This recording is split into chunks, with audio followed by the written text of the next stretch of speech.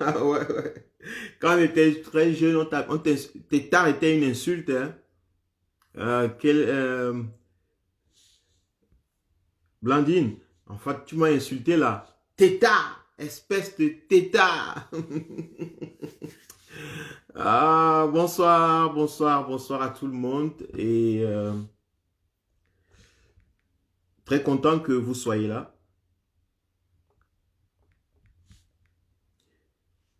Très content que vous soyez là.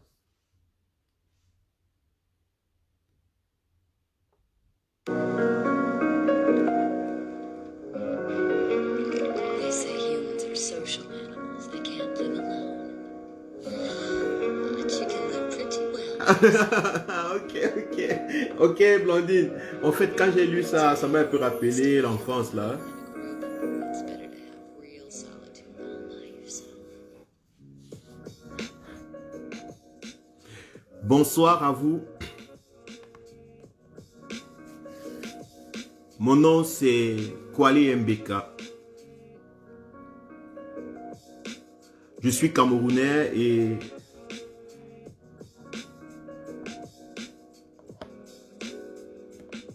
engagé. Camerounais engagé dans quelque chose de plus grand. Camerounais qui ne se contente plus d'avoir des projets, des petits projets dans la vie. Camerounais qui n'est plus satisfait par construire une famille, gagner de l'argent, acheter une voiture, construire une maison, faire des affaires. Parce que je suis l'un de ces Camerounais qui est totalement insatisfait lorsque il n'est pas libre. Parce que il n'y a que dans la liberté, il n'y a que dans la liberté que nous pouvons réaliser qui nous sommes. En tant qu'individu et en tant que peuple, en tant que collectivité.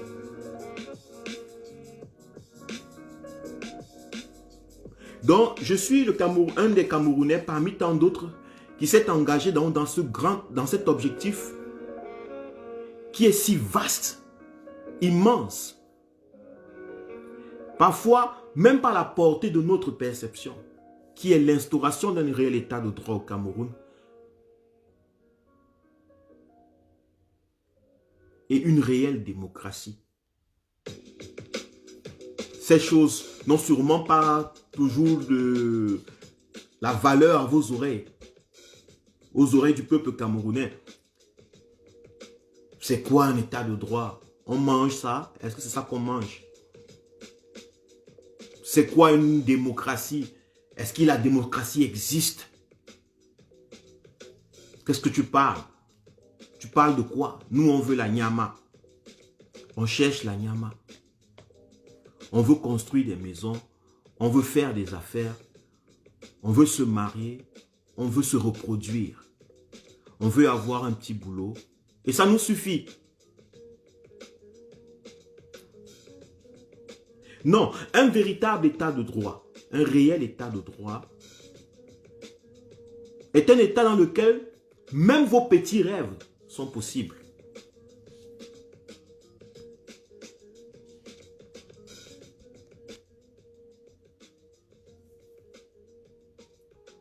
Même vos petits rêves. C'est bon, France?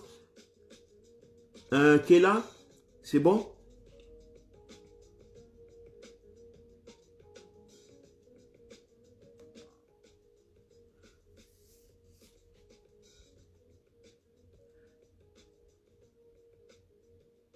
C'est bon? Faites signe. Envoyez des cœurs si le volume de la musique est bon. Ma voix si vous m'entendez. Faites signe si vous me voyez clairement. Faites signe si je suis beau. Faites signe si je vous plais. Faites signe si le live est bon. Merci. Super, super, super, super, super. Super à vous. Super, merci à tous ceux qui ont fait signe. Donc,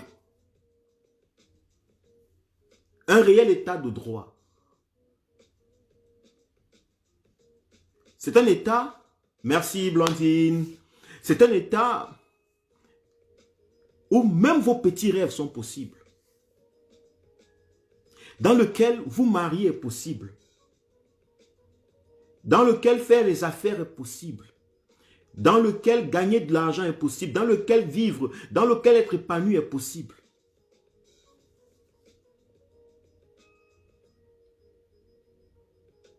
Donc, pour quelqu'un qui est conscient de beaucoup de choses, quelqu'un qui a compris, il ne peut pas se contenter simplement d'avoir des petits rêves, comme se marier, faire les enfants, avoir un petit boulot, je sais pas quoi, boire une bière et manger un morceau de porc. Parce qu'il sait que ce n'est que possible dans un réel état de droit. Et ce n'est que possible de manière digne dans un réel état de droit. Donc son objectif devient se battre, s'engager pour l'instauration d'un état de droit dans son pays. Et comme on parle du Cameroun, c'est s'engager dans l'instauration d'un état de droit au Cameroun.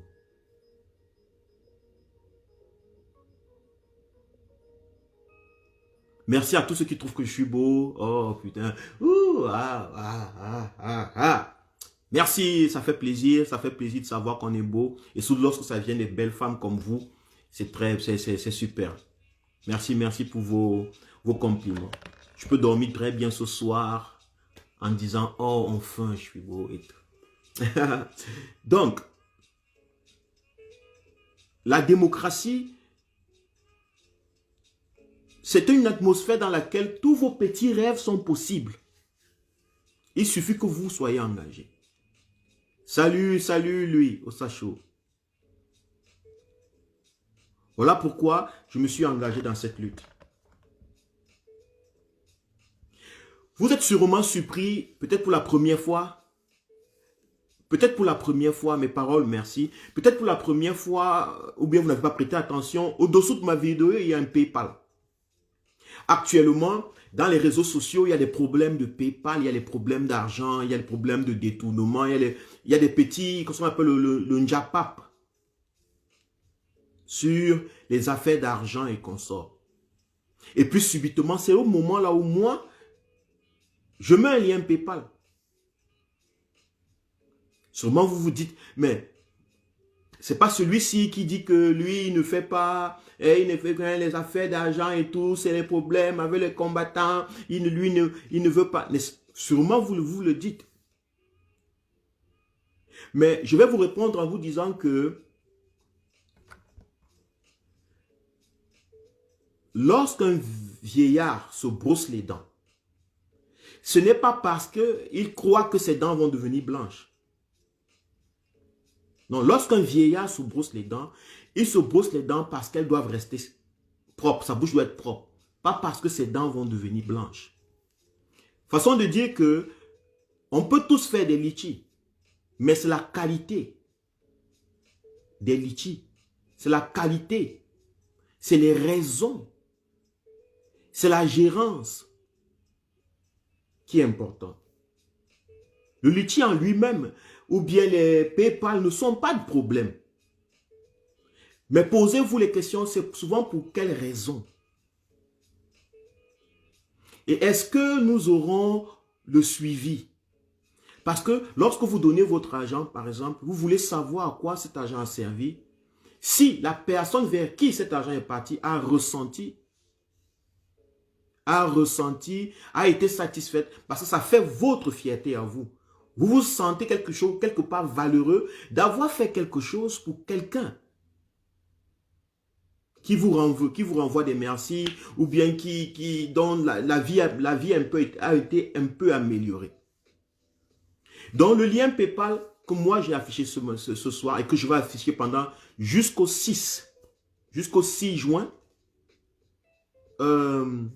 jusqu'au 6 juin, c'est un lien dans lequel j'aimerais que vous participez.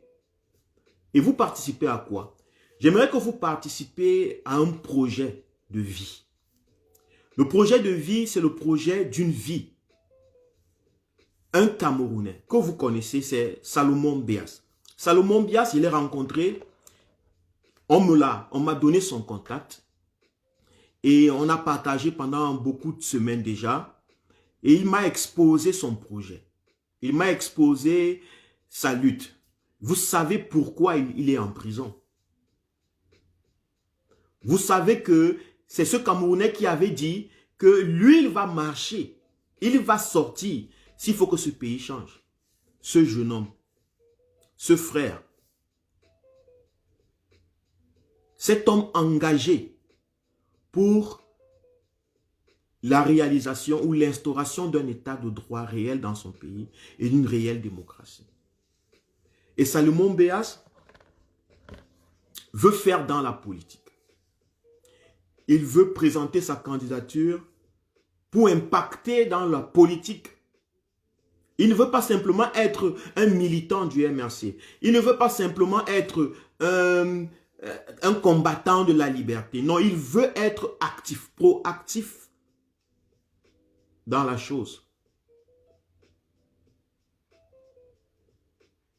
Et pour cela, il a de très belles idées.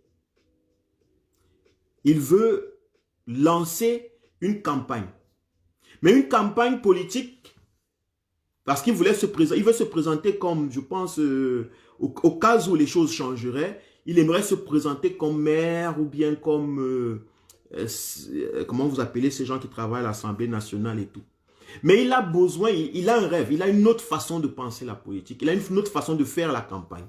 Il veut la faire autrement. Il veut vanter son image, il veut présenter son image, présenter son projet, par le biais de vidéos, par le biais d'images bien faites. Il espère, il me dit toujours, lorsqu'il sortira de la prison, il va lancer son projet. Sa campagne politique. Sous la bannière du MRC, il aimerait se présenter. Il ne fait pas semblant. Il ne m'a pas dit, ok, vraiment, je me bats pour rien. On n'attend rien de ça. Il était vraiment sincère. Et je pense que ce genre de personnes devons les encourager. Il n'a pas dit qu'il fait ça pour rien. Parce que nous sommes habitués aux gens qui font les choses pour rien. Non, on ne peut pas faire des choses pour rien. Il faut faire les choses pour construire. Et lui, il a dit, il aimerait donc qu'on puisse l'aider d'une manière ou d'une autre.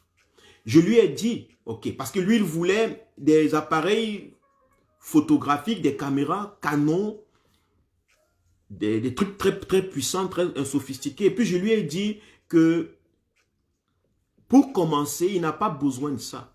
En général, nous avons souvent l'impression que pour commencer quelque chose, nous avons besoin du matos. Lorsque j'aurai ceci, alors je vais commencer. Lorsque j'aurai une bonne caméra, je vais commencer à faire les lives. Lorsque j'aurai un bon téléphone, je vais commencer à faire ceci, je vais commencer à faire cela. Et il était un peu dans ce mood psychologique. Il me disait, lui, il a besoin d'une caméra Canon, il a besoin d'un tripod, et il a besoin de ça parce que ça va lui permettre de faire des bonnes images. Et puis je lui ai posé la question, tu es en train de m'écrire avec quel téléphone? Il me dit que c'est son téléphone, mais ça ne fait pas de bons trucs et tout. Je lui ai dit non, tu peux commencer avec ton téléphone. Il dit que son téléphone en fait et tout. Il me dit bon, non, j'avais besoin de la caméra. Je lui ai dit non, non, non. La caméra peut venir après. Peut-être toi-même tu vas t'offrir la caméra. Mais nous allons commencer. Tout ce que je peux te conseiller, c'est que toi, je vais m'adresser aux autres Camerounais. On va te trouver une caméra qui fait un téléphone, un smartphone, qui fait de très belles images. Tu commences avec un smartphone. Aujourd'hui, on tourne les films avec des smartphones. On tourne des vidéos de musique avec des smartphones. Donc, je ne vois pas pourquoi tu auras besoin d'un truc qui va coûter 3 000 € ou 2 500 € ou 1 500 €, alors qu'avec 1 000 €, tu as un smartphone ou bien 600 €, tu as un smartphone et puis un tripod que tu peux t'acheter. Un téléphone, comment vous appelez cette marque-là? Huawei, je ne sais pas quoi. Donc, je lui ai proposé ça et il était très content. Il m'a dit, oui, bon, très belle idée. Il va commencer avec. Il n'avait pas vu les choses comme ça. Et je lui ai donc dit que j'allais partager ça avec vous pour que ensemble nous voyons ce qu'on peut faire. Que nous voyons ce qu'on peut faire. J'ai donc ouvert un pool dans mon PayPal particulier. C'est mon PayPal. Il ne faut pas que je vous demande que ça part dans un PayPal ou bien je ne sais pas. Non, c'est mon PayPal. Mais j'ai ouvert un lien particulier pour que nous puissions cotiser là-bas pendant, à partir d'aujourd'hui, jusqu'au 6. Parce que le 6, je ferme. Le 6 du mois de juin, je ferme. Chaque fois que je vais faire des lives, je vais parler de ça jusqu'au 6. Le dimanche du 6 sera le dernier dimanche, le 6 juin. Je pense bien, 6 juin. Si je ne me trompe pas, je vais me corriger. Je vais me corriger au fur et à mesure. Mais sinon, j'ai fait ça pour 1 mois, 1 ou 2 mois. Pendant ces 2 mois, nous allons mettre quelque chose dedans. Si vous avez, j'ai mis une somme minimum, c'est 5 euros. Je ne veux pas les 1 euro, les 2 euros. Non, non, non. Minimum 5 euros. Si nous sommes 100 personnes et que nous donnons 5 euros par personne, ça va faire combien? Ça fait 500 euros.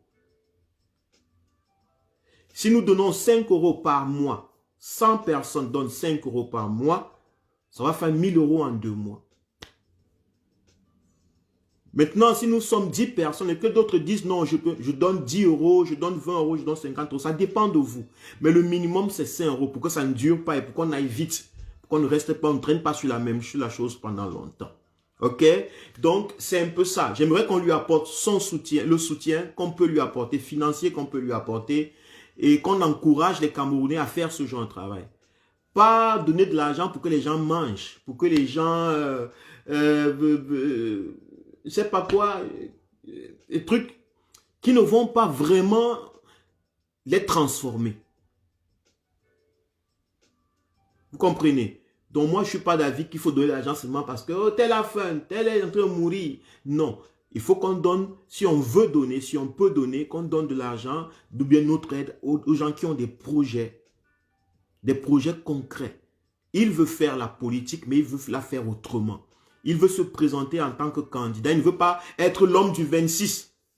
Vous connaissez l'homme du 26? Il ne veut pas être l'homme du 26. Il ne veut pas faire des campagnes où on dit « je suis l'homme du 26 ». Non, il veut faire des campagnes où il présente un projet pour sa communauté, pour sa ville, pour ceci. Et il a tout un projet, il m'a montré, il m'a envoyé 2 fichiers pour me faire comprendre en fait le travail qu'il veut faire. Mais en ce qui concerne la caméra, c'est pour un documentaire sur Salomon Bias. Il veut faire un documentaire, ce qui concerne le téléphone, le smartphone. Il veut faire un documentaire. Il a une équipe de gars avec qui il était à l'université ou bien je ne sais pas où, qui sont prêts à l'accompagner pour shooter les vidéos, pour monter les vidéos et qu'on sort. Mais il lui manque du matos, il lui manque ce petit appareil-là pour faire des trucs un peu clairs, machin. Je lui ai dit, avec un téléphone, il peut faire de très grandes choses, de très belles choses. Donc, c'était donc pour une façon de vous préciser, on ne va pas rester là longtemps, une façon de vous préciser, le lien qui est en bas, c'est le PayPal Pool. À la barre, vous mettez minimum 5 euros. En dessous de 5 euros, ça ne va pas prendre. Et nous allons le faire pendant 2 mois, où chacun d'entre nous va mettre 5 en montant. Chaque mois, vous pouvez dire que chaque mois, je mets 10 euros, je mets 20 euros. Après les 2 mois, même si on n'a pas atteint le montant, je vais arrêter, je vais stopper. Et je vais donc lui envoyer la somme que vous avez donnée. Dans le Pulse, vous pourrez voir ce qu'il y a dans le Pulse. Dans le PayPal Pool, vous-même, vous pouvez voir combien est dedans déjà. Au fur et à mesure que vous cotisez, vous pouvez voir. Je ne vais pas vous dire avec la bouche forcément, je n'ai pas besoin de vous dire. Lorsque vous mettez de l'argent là-bas, vous pouvez voir ce qu'il y a là-bas. Et je vais lui envoyer ça. Et quand je vais lui envoyer, je vais vous montrer le montant que j'ai envoyé. Vous pouvez vous-même aller regarder le montant qui était à la fin de la collecte et voir si c'est la même chose. Parce qu'il y a des gens, vous leur donnez 2000 euros et puis Ils vous disent qu'ils ont envoyé, après à la fin, ça n'a pas fait 2000 euros. Vous voyez? Non, moi, je ne veux pas ça. Et je n'ai même pas besoin de ça. Je n'ai pas besoin de votre argent. Donc, c'est juste pour aider un Camerounais qui a un projet politique, qui a un projet de vie. Aidons-le à changer sa vie d'une manière ou d'une autre, de la façon, la meilleure des façons possibles que nous pouvons. Ok? Merci.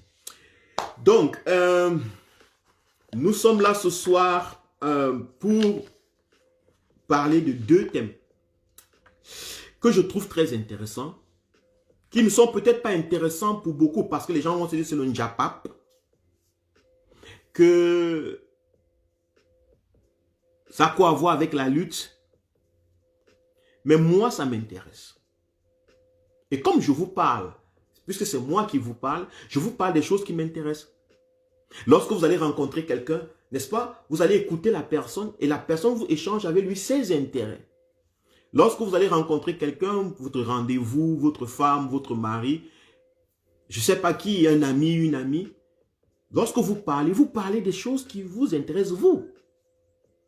Vous vous attendez à ce que les gens écoutent ce qui vous intéresse. Vous ne voulez pas forcément dire aux gens ce qui les intéresse. Parce que de toute façon, vous ne savez pas ce qui les intéresse. Donc, lorsque quelque chose est intéressant, c'est toujours intéressant pour vous. Et non pour les autres forcément. Maintenant, si ça rencontre l'intérêt de quelqu'un d'autre, la personne dit, oh, ça m'intéresse aussi. Ok? C'est comme ça. Donc, ce soir, je vais vous parler de quelque chose qui m'intéresse et qui pour moi a un lien avec la lutte que nous menons. La lutte politique que nous menons.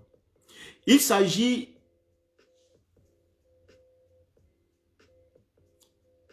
de quelque chose que j'ai remarqué, que vous avez tous remarqué, c'est la dernière semaine, une affaire sur notre frère, le footballeur Samuel Eto'o.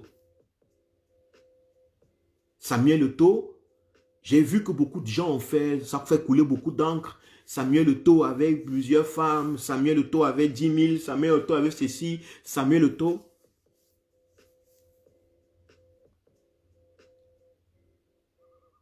Ah, Justine. Ah ouais, mais Justine, j'ai déjà dit ça dans mes lives. Je donne toujours mon vrai nom. Beka Laurent Auguste. Dans mes lives, en général, quand je dis que les gens qui me cherchent de l'école, je leur donne mon vrai nom. Et puis, je dis pourquoi j'ai choisi un autre nom. Oui, oui, c'est mon nom, c'est mon nom, c'est mon nom. C'est mon nom. Donc, et merci Blandine, merci. Ce que j'ai constaté, c'est quoi? C'est que nous avons passé la journée et le temps à vouloir juger Eto'o fils pour se donner une certaine importance. Mais nous n'avons pas compris. Des milliers de Camerounais se sont intéressés à cette affaire. Pendant qu'il y a des prisonniers politiques, pendant que nous sommes en train de demander que ce peuple se soulève contre ce régime,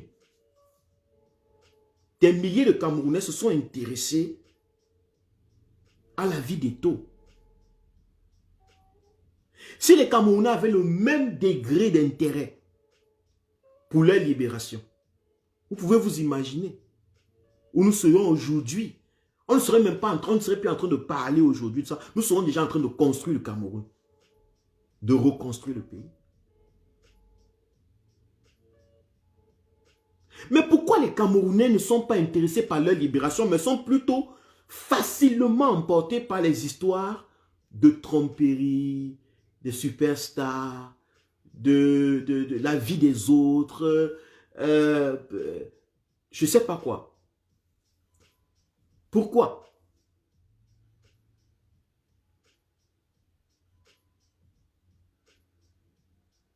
Pourquoi est-ce que les Camerounais ont un engagement aussi poussé pour les histoires des couples de truies sur Eto'o fils, pendant que maman Pilon est en train de souffrir quelque part dans une forêt en prison.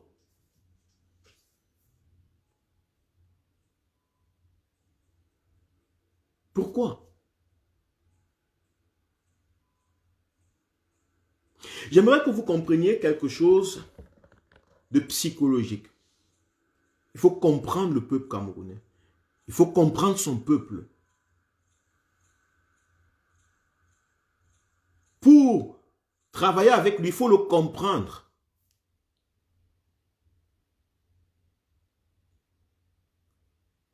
On ne parle jamais des gens qui sont inutiles.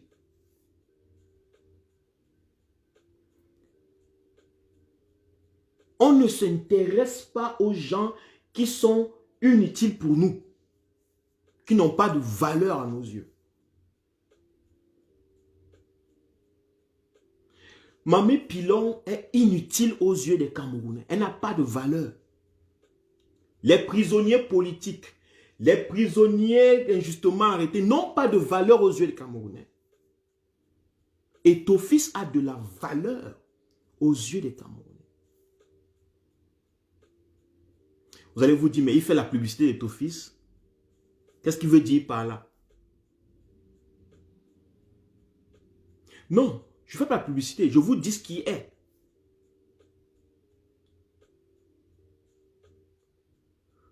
Nous ne nous intéressons pas dans la vie. Nous ne nous intéressons jamais. Que ce soit toi, que ce soit moi, nous ne nous intéressons pas aux choses qui n'ont pas une valeur à nos yeux.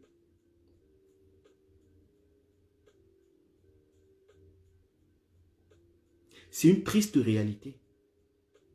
Pendant que vous dites, peuple camerounais, levez-vous, faites ceci, faites cela, allez marcher, allez faire ceci, libérez Kanto, libérez les prisonniers, allez marcher. Non! Les Camerounais, ce dont vous leur parlez n'a pas de valeur.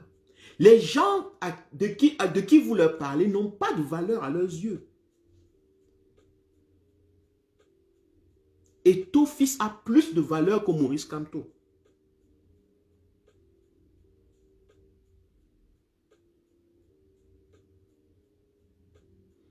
Et ton fils que vous voyez, aux yeux des Camerounais, je dis même jusqu'au dans le milieu du combat, même dans le camp des gens qui veulent le changement, qui disent qu'ils veulent le changement, et ton fils a plus de valeur.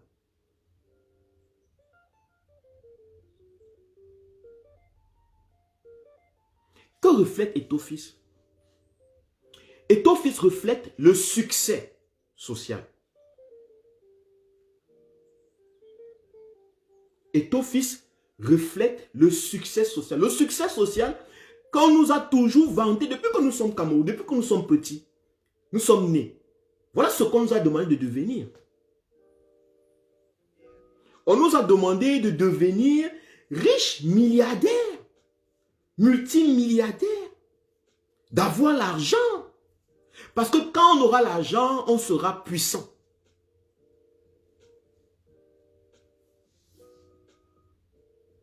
Lorsqu'on aura l'argent, on va avoir les femmes qui vont nous courir autour, les gens vont nous courir autour, on aura beaucoup d'amis, on aura tellement de choses. Vous avez éduqué tout un peuple dans cette vision matérialiste. Et vous vous attendez à ce qu'ils s'intéressent à des prisonniers politiques. Est-ce qu'un prisonnier politique a de l'argent? Est-ce qu'une pauvre femme comme Maman Pilon, elle c'est qui? Parfois, elle est même plus misérable que ceux qui la regardent. Parfois, Maman Pilon, Salomon Béas, Alain Foguet, Bibou Nissa, parfois il est moins muni que ceux qui le regardent, ceux que vous demandez de se lever.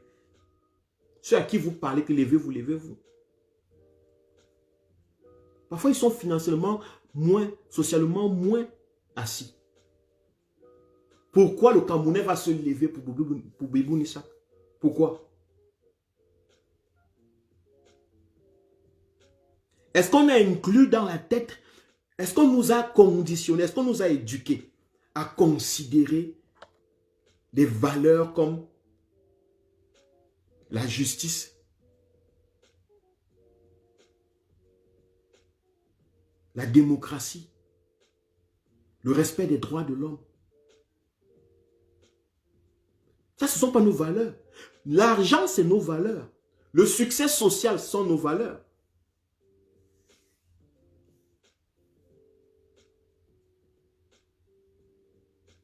C'est ce qu'on nous a toujours. Le succès social, ce sont nos valeurs. Si je me présente comme je me présente, vous me regardez, vous me jugez par rapport à ce que vous voyez. Si je porte des belles vestes et je conduis des très belles voitures, vous allez considérer ce que j'ai dit. Même si je suis un menteur, même si je suis un voleur, même si je suis un tueur, un psychopathe, si je commence à m'habiller bien, je mets les bonnes choses.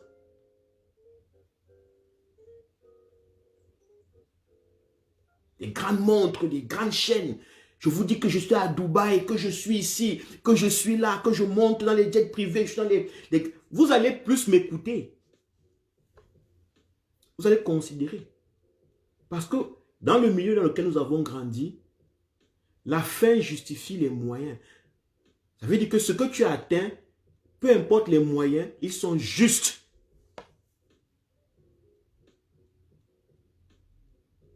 Mais qu'est-ce qu'on a atteint? Si tu n'as pas atteint, si ton combat ne mène pas à l'argent, les gens ne te considèrent pas. Maman Pilon, qui est en prison, son combat n'était pas faire de l'argent. Ce n'était pas faire de l'argent. Voilà pourquoi les Camerounais vous posent des questions. Ils nous posent tous les questions. On se pose nous-mêmes souvent, on pose autres les questions. Qu'est-ce que tu gagnes dans ça? Parce que tant que nous, on ne voit pas un profit matériel, on ne considère pas que ce que tu fais est valeureux.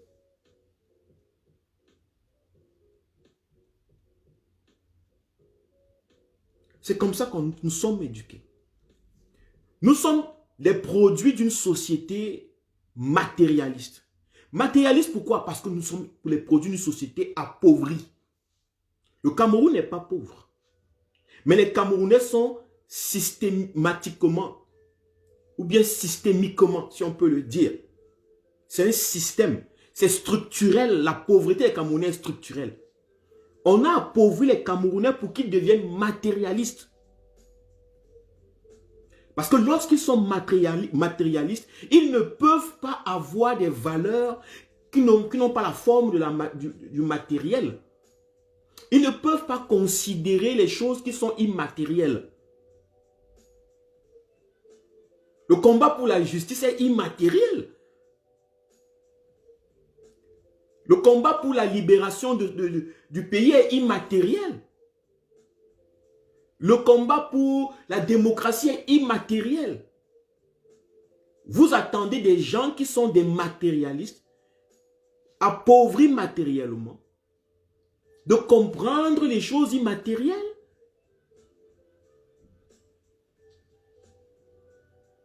S'ils adhèrent à une idée qui est immatérielle, c'est qu'à travers cette idée, ils se disent qu'ils peuvent avoir le matériel. La preuve, ils adhèrent, les Camerounais adhèrent à l'idée de Dieu. Dieu, Jésus sauve, Jésus rend riche, Jésus bénit. C'est immatériel. Mais ils adhèrent à cette idée, pourquoi? Parce qu'ils se disent que s'ils adhèrent à cette idée, à Jésus, à je ne sais pas quoi, à l'amour du prochain et tout, ils auront des bénéfices matériels. C'est parce qu'ils sont pauvres. Les Camerounais sont très pauvres. Le régime Biya a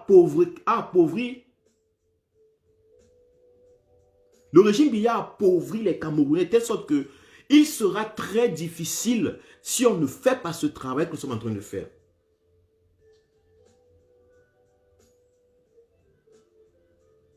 Très très difficile. Et ton fils a les voitures. Il a des contrats, tout le monde connaît.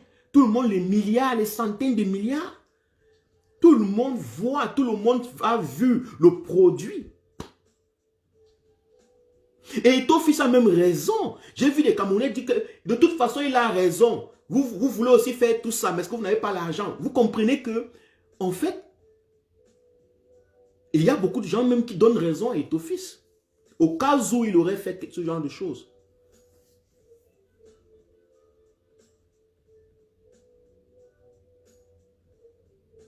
Parce qu'il a l'argent. Quand il a l'argent, c'est bon. Quand tu as l'argent, tu peux faire ce que tu veux. Les Camerounais ont intégré ça comme ça. Voilà pourquoi les Camerounais cherchent où il y a l'argent. Et ils ne donnent que de la valeur à ce qui est matériel. Voilà pourquoi vous allez voir beaucoup de Camerounais, avant de vous parler, ils vont se mettre dans des vêtements de luxe. Ils vont porter des cravates tout le temps. Tout le temps. Parce que je ne me dis pas, je ne suis pas en train de dire qu'on ne doit pas mettre des cravates. Je ne dis pas qu'on ne doit pas mettre des cravates. Ou qu'on ne doit pas porter des montres, des belles montres, des belles chemises, des belles chaussures. Non, mais ils vont le faire tout le temps. Parce qu'ils savent que vous ne donnez que de l'importance à celui qui a quelque chose de matériel. Dans nos familles, on va vers qui? Qui sont les personnes les plus considérées? Ce n'est pas celles qui nous parlent des valeurs. Ce n'est pas celles qui se comportent bien, qui sont fidèles. Non, c'est celles qui ont l'argent. Et la majeure partie des gens qui ont l'argent dans nos familles sont souvent les personnes qui ont beaucoup de problèmes d'infidélité. Mais regardez comment toute la famille est avec la personne là. On a même peur de lui dire que ce que tu as fait est mauvais. On a même peur de lui parler difficilement. Pourquoi? Parce qu'il a l'argent. Quand tu as l'argent, tu as raison. Quand tu n'as pas l'argent, tu n'as pas raison. Maintenant, si tu dis que tu te bats pour la libération du Cameroun, tu dis que tu te bats pour l'état de droit, tu dis que tu te soulèves contre le régime, les gens te regardent, on te demande, les gens de ton village te disent, ceci pas fait, il parle même de quoi? Il est fou. Eux, il allait chercher son petit argent. Eux, il allait chercher l'argent, il veut aller se battre pour les choses qui sont, que nous, on ne comprend pas. Le peuple camerounais est tellement appauvri que un homme appauvri est misérable. Un homme appauvri se sent très seul. Dans un monde matérialiste, un homme pauvre se sent très seul. Il a difficilement les amis et les véritables amis. On a l'habitude de croire que l'homme pauvre a beaucoup plus d'amis et de véritables amis. Non. Parce que c'est la mentalité des pauvres. Je vois souvent les gens qui disent, on reconnaît ses amis lorsqu'on est malade. Quand tu es malade, là, quand tu as des problèmes, c'est là que tu connais tes amis. Non. Les pauvres n'ont pas d'amis. Le pauvre sait au fond de lui qu'il n'a pas d'amis.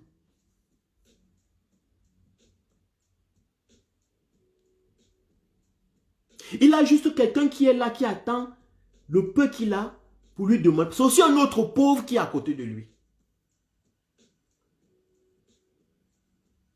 Le pauvre n'a que des pauvres autour de lui. Qui tous n'ont pas d'amis. C'est juste une agglomération de misérables personnes. Qui essayent de se soutenir comme ils peuvent. La preuve, dès qu'un d'entre eux devient riche, le décalage horaire, l'inimitié entre, on se cache, on s'éloigne. Et les autres amis ou les soi-disant amis commencent à vouloir tout de lui, on s'approche à son cou. Alors lui aussi il fuit, pas se cacher quelque part à Dubaï, quelque part dans les quartiers chics du Cameroun. Ils vont souvent construire dans les coins où tu ne peux même pas arriver avec le taxi. Il va acheter 10 hectares là-bas et construire une villa pour que tu arrives là-bas. Tellement tu es pauvre, tu n'as même pas l'argent pour payer le taxi pour arriver en forêt là-bas où il est parti. Mais vous étiez ensemble hier. Vous marchez ensemble, vous dites que vous étiez les amis parce que vous étiez pauvres. Et donc il est un peu. Donc le pauvre est tellement, se sent tellement seul. Il se sent tellement coupable que dès qu'il a l'occasion de voir un riche coupable, il va s'accrocher à ça. Voilà pourquoi vous allez voir les Camerounais, quand on parle des taux, ils s'accrochent. Quelque part, ça les console. Je suis pauvre, mais je ne suis pas mauvais. Je suis pauvre, mais je ne suis pas... je n'ai pas trompé. Je suis pauvre, mais je n'ai pas encore trompé ma femme. J'ai juste une seule femme. Mais Eto, fils le riche, dont même les riches sont mauvais comme ça. Les pauvres accourent au Ndjapap. Les pauvres courent vers le Ndjapap. Les misérables aiment le Ndjapap. Les personnes misérables dans leur vie aiment le Congossa, aiment les histoires de guerre, de lutte, de fesses. Dans les réseaux sociaux, vous allez voir, ils sont là-bas 1 million, 2 millions, 10 000, 30 000. Ils aiment ça. Parce que là-bas, ils se sentent en chaleur, ils se sentent moins seuls. Parce que là-bas, ils vont insulter quelqu'un. Ils ont l'occasion de voir quelqu'un dont ils pensent qu'il est inférieur à eux.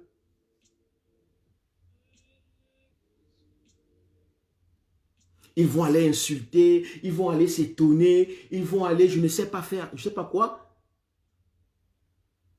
Ils ne vont pas s'intéresser à Mamie Pilon. Ils ne vont pas s'intéresser au code électoral consensuel. Ça ne les intéresse pas. Écoutez très bien. Ça n'intéresse pas les pauvres, la grande majorité des Camerounais. J'ai une Camerounaise, une amie avec qui j'ai échangé, qui m'a dit, tes vidéos, elles sont bonnes. Mais il faut faire ça de telle sorte que tu partages dans les WhatsApp pour que les jeunes Camerounais qui nous suivent, nous suivent. Les jeunes Camerounais qui sont un peu partout, qui nous suivent. J'ai dit à cette femme et à cette Camerounaise que non. Vous me comprenez la psychologie des foules et des masses, des peuples. 10 minutes de vidéo de profonde réflexion, ils ne peuvent pas tenir. La grande majorité ne peuvent pas tenir. Coupe même 2 secondes, 3 secondes, tu lui montres, il ne va pas être intéressé. C'est des gens qui n'ont même pas le réseau. La grande majorité n'ont même pas un bon téléphone normal.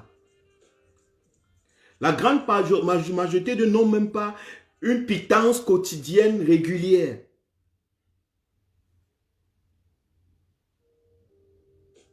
Moi, je ne m'adresse pas aux misérables Camerounais. Aux petits, je m'adresse pas aux gens du Don Kwata. Je ne m'adresse pas aux petits balayeurs de rue. Je ne m'adresse pas à eux. Je ne m'adresse pas aux motoboys. Parce que le motoboy ne peut pas comprendre mon message. Moi, je m'adresse à 2 groupes de personnes. La classe moyenne camerounaise, la classe intellectuelle camerounaise, dont l'élite, la classe universitaire. Parce que je sais qu'il n'y a que dans un pays, dans une société, il n'y a que les gens de cette classe qui peuvent porter, impulser le changement. Il n'y a que. C'est eux qui ont l'argent pour acheter les réseaux, pour acheter les débits, pour suivre les lives. C'est eux qui ont l'argent pour s'acheter des livres, pour aller à l'école, pour lire. Ils ont un peu d'espace. Ils ont travaillé. C'est les avocats, c'est les professeurs, c'est les universitaires, c'est les intellectuels, c'est des travailleurs. C'est eux qui ont les moyens. C'est eux qui peuvent impulser le changement. Ce n'est pas le bas peuple. Aucun changement n'est venu du bas peuple. Le bas peuple est comme une armée. Le bas peuple suit l'élite. Ce que je dis, ce n'est pas pour vous insulter. Ce n'est pas que je les dénigre. Non, je reconnais les limites qu'ils ont. Je comprends leurs faiblesses. Je comprends jusqu'où ils peuvent aller et jusqu'où ils ne peuvent pas aller.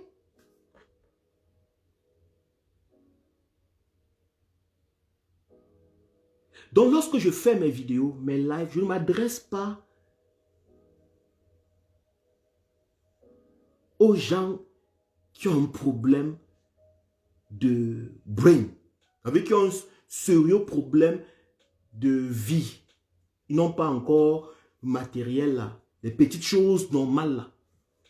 Tu as un petit travail, tu as une petite maison, tu as une petite famille, tu as un petit business, tu vis, tu es tranquille, tu peux te payer. Je m'adresse à ce genre de personnes que je m'adresse. Parce que je sais que c'est eux qui peuvent impulser le changement. Je sais que c'est eux, s'ils comprennent ce que nous leur disons, parce que tout le monde, on peut avoir l'argent, on peut faire partie de la classe moyenne camerounaise, on peut faire partie de l'élite intellectuelle et tout, mais on n'a pas forcément toujours la sagesse ou bien l'intelligence pour pouvoir transformer les choses. Voilà pourquoi même l'élite intellectuelle est toujours en train de lire, en train d'apprendre. Elle est toujours en train d'apprendre, en train de lire. Pourquoi? Parce que on ne sait pas, on évolue tout le temps.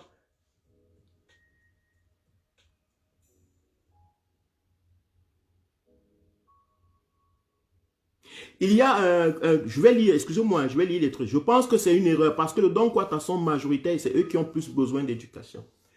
Ce que vous devez comprendre, c'est que allez un peu dans un orphelinat. Vous allez dans un orphelinat où les gens cherchent, non même pas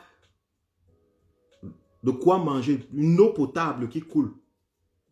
Ils doivent aller puiser l'eau au puits à quelques kilomètres ou à quelques centimètres d'un endroit. Si vous venez leur parler de démocratie, vous venez leur parler de justice, vous venez leur parler d'état de droit, ça n'a pas de sens pour eux. Eux, ils n'ont pas besoin de philosophie. Eux, ils ont besoin d'eau potable. Ils n'ont pas besoin de paroles. Ils n'ont pas besoin. On ne les soigne pas avec l'explication. Ils n'ont même pas le temps là.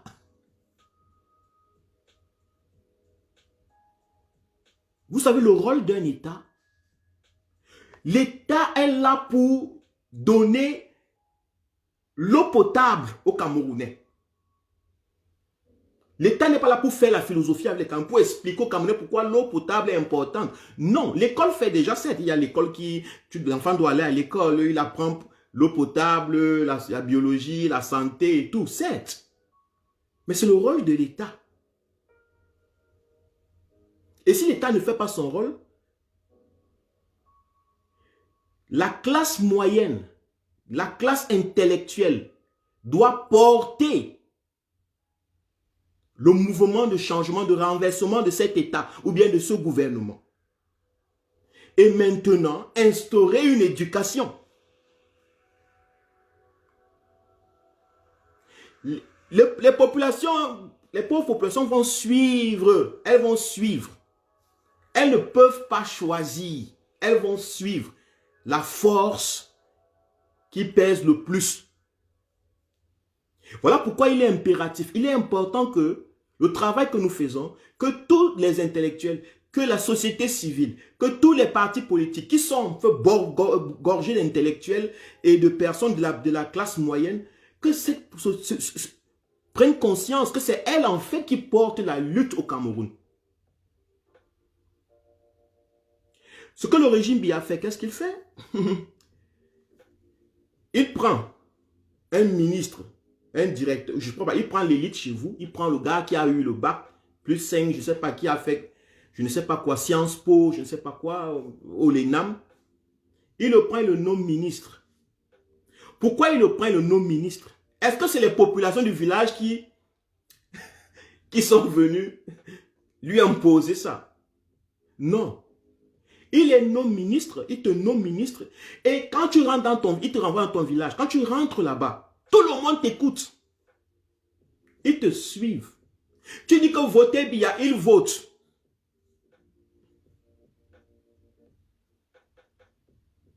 Ils votent. Je ne dis pas qu'on ne doit pas leur parler. Je ne dis pas qu'on ne doit pas leur expliquer. Il y a une autre façon de leur expliquer ça. Vous devez leur parler de ça comme le Congo, ça, des petites affaires un peu, vous parlez un peu, machin. La preuve, vous allez constater que lorsqu'on parle de dénonciation à la télé, ça ne les pousse pas à se lever. Ils ne comprennent pas ce qui se passe.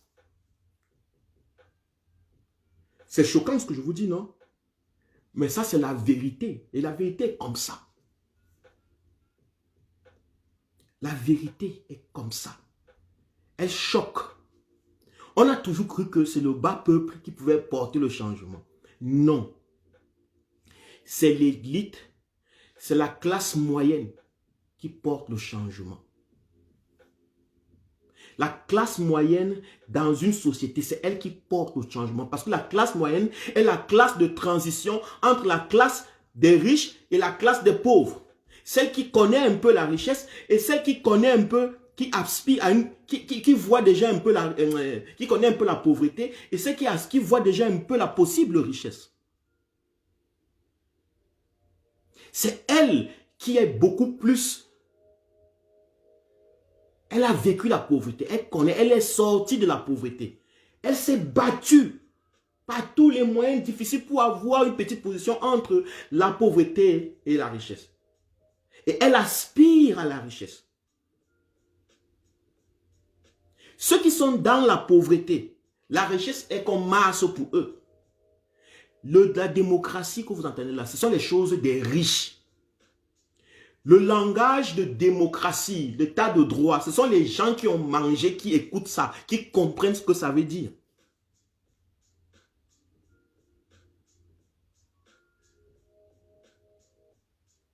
C'est pas ceux qui sont en train de gratter la terre.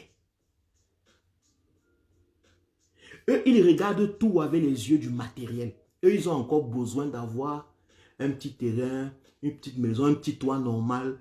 Ils ont besoin d'avoir un peu d'eau potable qui coule chez eux. Même s'ils n'en coulent pas, même c'est ce qu'ils peuvent s'acheter au moins le tanguy. Ou bien l'eau minérale, pardon. Ils sont obligés de boire l'eau de Bouffegue. L'eau du Fundi, l'eau du lac, l'eau. Ils sont obligés. Et c'est tellement compliqué que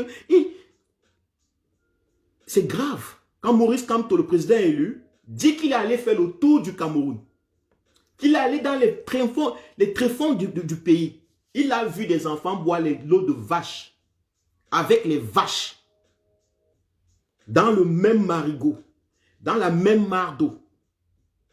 Ce ne sont pas les enfants de là-bas qui se sont levés contre le régime. Non, mais c'est l'élite Kamto qui se lève. Est-ce que vous comprenez? Ce ne sont pas ces enfants, ce ne sont pas leurs parents, ce ne sont pas, non, ce n'est pas eux qui se lèvent. C'est celui qui a la capacité, celui qui a les leviers, qui peut impulser le changement. C'est lui qui se lève. Voilà pourquoi moi, je parle à la classe moyenne camerounaise, celle qui peut écouter une vidéo de 10 minutes sans pleurer ses mégas. Je parle à la classe intellectuelle, celle qui peut dépasser ses diplômes, parce que je sais que c'est elle qui peut impulser le changement.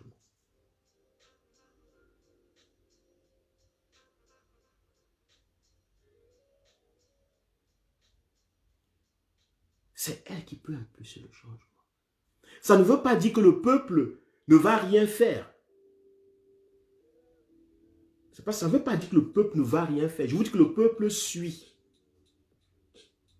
Il suffit juste que beaucoup d'élites, beaucoup d'intellectuels, beaucoup de gens de la classe moyenne comprennent le travail que nous sommes en train de faire, comprennent le besoin, le désir, le travail de Maurice Kamto, adhèrent à ça. Le peuple va suivre. Vous.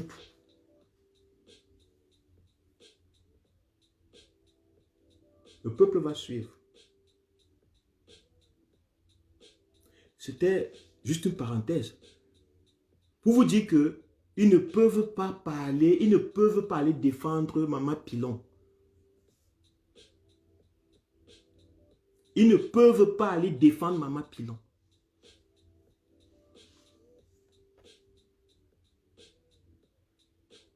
Il y a Blandine qui pose une très bonne question. Ces gens-là font partie du peuple, non? Non, Blandine. Attends un peu, c'est juste les mots que peut-être nous utilisons mal. En fait, le peuple, c'est la population camerounaise. Mais en général, nous connectons le peuple à ce qu'on appelle le bas peuple. C'est-à-dire les souffreteux, les misérables, les boiteux, les gens qui ne mangent pas, les enfants. Tous ces gens les appellent le peuple. C'est juste un mot, mais en fait, normalement, ce n'est pas le peuple. Le peuple, c'est celui qui est conscient. Maintenant, quand je dis le peuple va suivre, en fait, je veux parler de cette population-là qui n'a pas de conscience, qui n'a pas une conscience individuelle. C'est ce groupe de personnes qui ne savent pas où aller, où venir, qui n'ont aucun sens des choses qui se passent. Qui écoutent comme ça, qui entendent les choses, mais qui sont préoccupés par leurs problèmes intestinaux, leurs problèmes quotidiens qui sont tellement rudes et préoccupants. Parce que les dictatures s'arrangent à garder les gens dans des milieux, dans des conditions tellement rudes et préoccupantes qu'ils ne peuvent pas sauter. Ils ont la peine à se déplacer pour commencer à s'intéresser aux choses qui ne sont pas matérielles. Il y a une parole qui tourne au Cameroun. Tu dis quelque chose, c'est ça qu'on mange.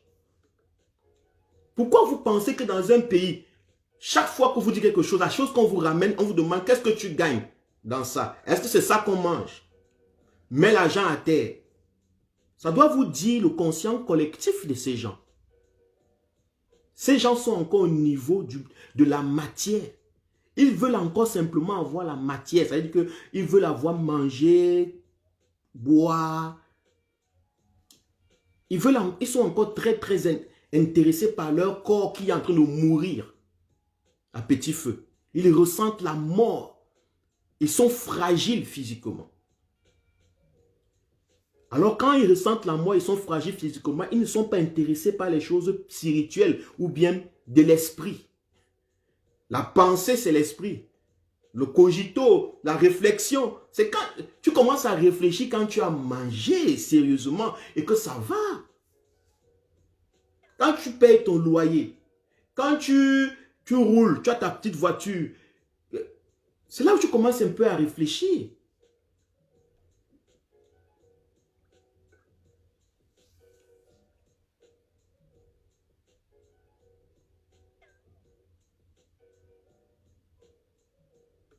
Le peuple que vous appelez peuple là, le peuple est toujours détourné. Le peuple en fait n'est pas détourné de la chose commune. Les populations ne sont pas détournées de la chose commune. Non. Les populations dans les dictatures sont carrément hors de la chose commune.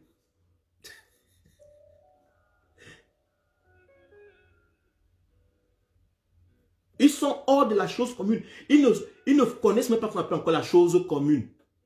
Quand vous dites chose commune, ils ne voient que leurs affaires du village, c'est-à-dire que leurs affaires de la maison, son bol de riz, la marmite, ses frères qui sont venus dans la maison, là. Quand tu dis la chose commune, quand vous dites chose nationale, ils ne comprennent pas, c'est trop vaste chose nationale. Quand vous leur dites que les richesses du pays seront partagées, ils savent de quoi vous parlez. Ils ont la peine à partager le plat de la journée.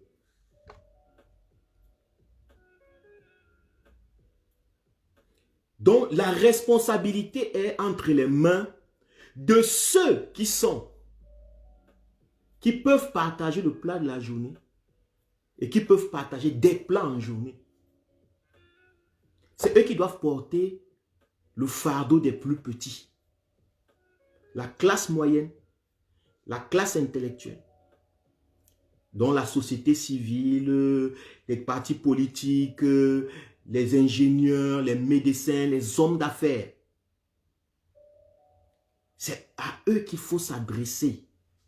C'est eux qui ont les leviers du changement. Si ces gens adhèrent, si on les convainc, si on ouvre beaucoup d'espace pour eux, on leur parle, vous allez voir. S'ils adhèrent, le reste va suivre. Voilà pourquoi je suis souvent un peu désolé quand je vois des gens qui vont vous dire « Oh, peuple camerounais, sortez! Sortez! Chassez-les, allez, sortez, allez les chasser! Sortez, allez les chasser! » Ça me fait rire. Pourquoi? Parce que vous criez, ils ne vous écoutent pas. Ils ne sont même pas dans les réseaux.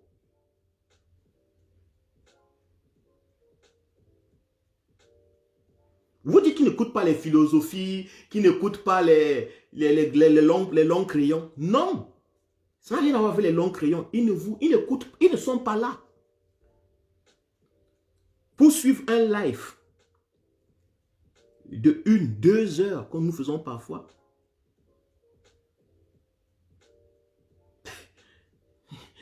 il faut beaucoup.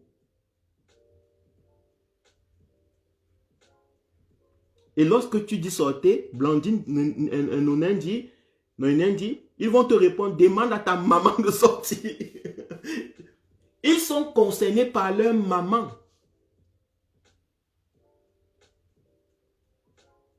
Donc c'est normal qu'ils soient des millions dans le Ndjapa. C'est normal qu'ils soient intéressés par la vie. Quand les gens sont misérables, ils cherchent un échappatoire. Ils cherchent un échappatoire. Ils veulent juste oublier leurs problèmes. Quand tu pas suivre que toi a dragué la deuxième femme, a pris la 7e femme, que la voisine a fait ceci, tel ministre a fait cela, tel ministre a fait ceci. Quand tu vas suivre ce genre d'histoire, en général, c'est parce que tu veux oublier tes soucis. Parce que quelqu'un qui est conscient de ses problèmes n'a pas le temps de la distraction. Pas qu'il ne suit pas souvent, mais je veux dire que ce n'est pas son dada. Il voit dans toute distraction un moyen de l'éloigner de sa réussite, un moyen de l'éloigner de son succès, un moyen de l'éloigner de ses véritables objectifs. Les Camerounais sont que si un noir tue une femme, ça passe dans les réseaux sociaux. Un noir a tué sa femme. Oh, l'amour est terrible. L'amour est terrible. Un noir a tué sa femme. Tout le monde va parler du noir qui a tué sa femme. Vous ne vous posez pas question, pourquoi ils sont intéressés par ça?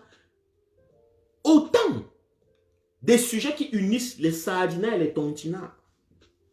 Tout le monde est d'accord là-dessus. On oublie même qu'on est des combattants politiques. Comme pour dire que si c'était ça qui était, les projets politiques, mais vraiment c'est que le politicien qui aura fait ça comme projet politique va gagner les élections. D'ailleurs, c'est même plus tu es dans le Ndjapa, plus tu es dans la prostitution que tu es vu au Cameroun. Vous n'avez pas remarqué?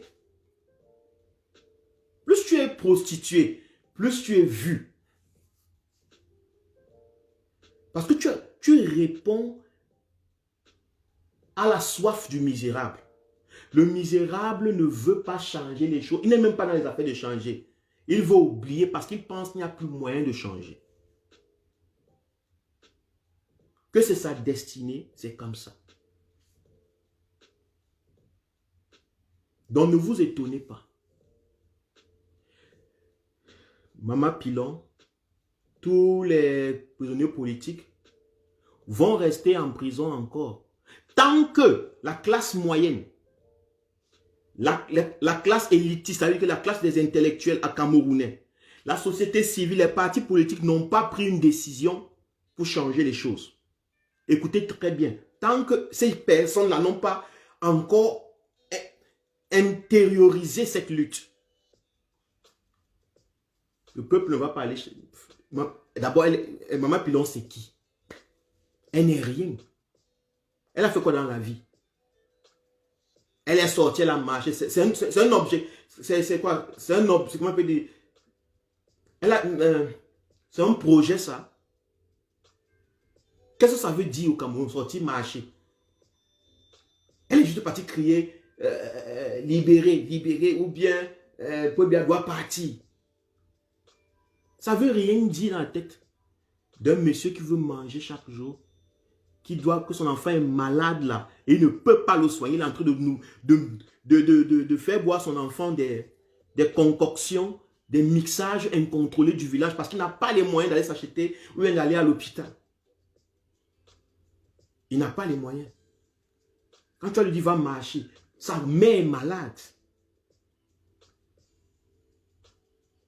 Ses enfants ne vont pas à l'école.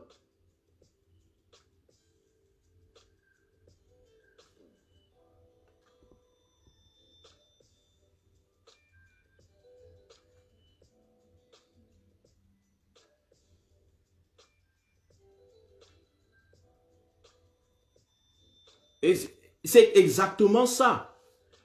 Berlise l'a compris. Il a compris. Le bas peuple, ce que vous appelez le bas peuple, restera toujours en bas. Tant que ceux qui ont la capacité ne prennent pas leurs responsabilités en main. Maurice Kamto, président élu, a pris ses responsabilités en main. Parce qu'il sait qu'il a la capacité de faire quelque chose. Alain Fogué a pris ses responsabilités en main. Bibou Nissak a pris ses responsabilités en main. Tous les autres, Albin Zongan, tous ces gens, Pendey Koka, tous ces gens qui sont dans le combat ont pris leurs responsabilités en main. Parce qu'ils savent que ceux qui sont là-bas ne peuvent pas sans eux. D'autres qui ne prennent pas les responsabilités parce qu'ils savent qu'ils vivent des privilèges. Ils ne peuvent pas accepter. Ils n'arrivent pas à concevoir qu'ils devront maintenant amener beaucoup plus de personnes dans le milieu des privilèges. Et je voulais faire une précision. Lorsque je dis que le bas peuple, les pauvres, ne peuvent pas changer quoi que ce soit, non pas les leviers, je ne m'adresse pas à vous qui êtes dans la diaspora parce que je sais que ça va devenir que des gens qui portent le bas peuple sur leurs épaules vont venir dire là. Quand il y a des combattants qui vous disent même que le peuple ne peut pas, ils veulent vous décourager. C'est comme ça qu'ils sont, ils veulent vous décourager. Ce sont des infiltrés qui veulent vous décourager. Je leur répète, dès que tu as traversé le pays, que tu es entré en Europe, tu fais partie de la classe moyenne en ce qui concerne ton pays. Peut-être que tu es pauvre en Europe. Mais en ce qui concerne ton pays, tu fais partie de la classe moyenne. Parce que déjà, tu manges à ton aise, tu bois, tu t'habilles, tu te couvres, tu es au chaud, au moment du froid, tu te couvres, tu travailles. Donc que tu sois beau-ailleurs ici, que tu sois je ne sais pas quoi, que tu es venu par le bateau, que tu es venu par la mer, que tu es venu par l'avion, ici tu fais partie de la classe moyenne. Donc, tu peux suivre les lives, tu peux payer des débits. D'abord, de plus en plus, ça devient de plus en plus gratuit. Les débits Internet. Donc, tu peux t'éduquer. Tu peux intérioriser l'idée du changement, de la résistance pacifique. Tu peux intérioriser l'importance d'un code électoral consensuel. Tu peux intérioriser, tu peux voir jusqu'où ça peut aller.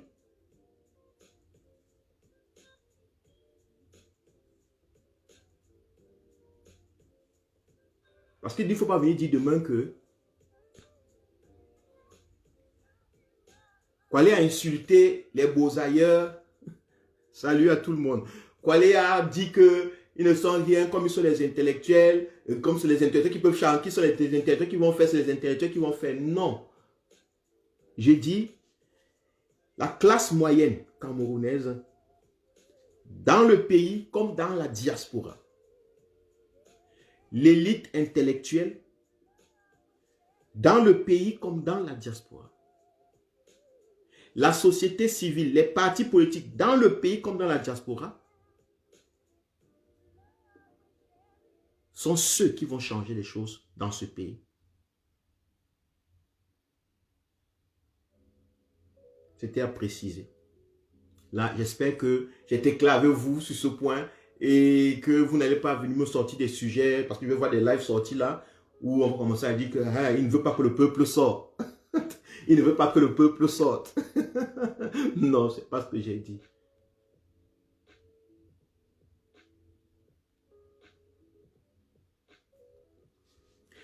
Le deuxième point de mon live aujourd'hui, non, avant le premier point encore, avant de terminer,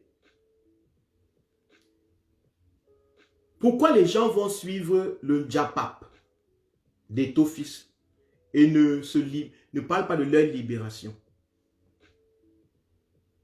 Parce que la libération la lutte pour sa propre libération exige une responsabilité individuelle.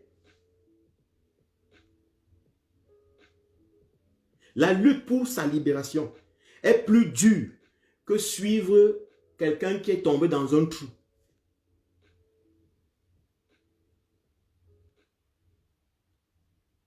Si un passant, s'il y a un trou chez vous, ou bien la route est gâtée, il n'y a pas l'eau potable, il n'y a pas à manger, et vous êtes assis au carrefour, la poussière passe, et qu'un passant glisse, vous allez voir tout le quartier venir.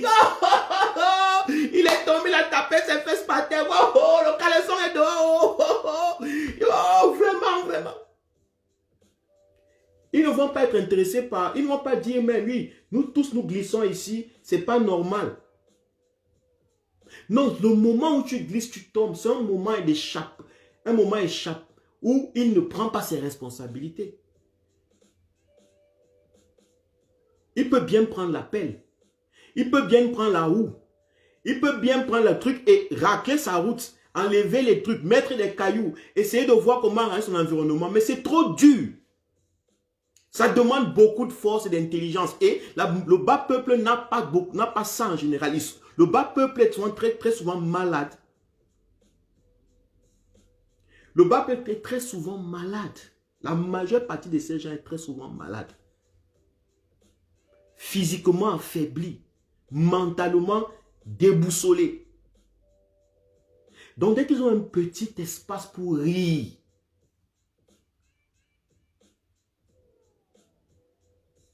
un petit espace où ils vont se moquer de quelqu'un,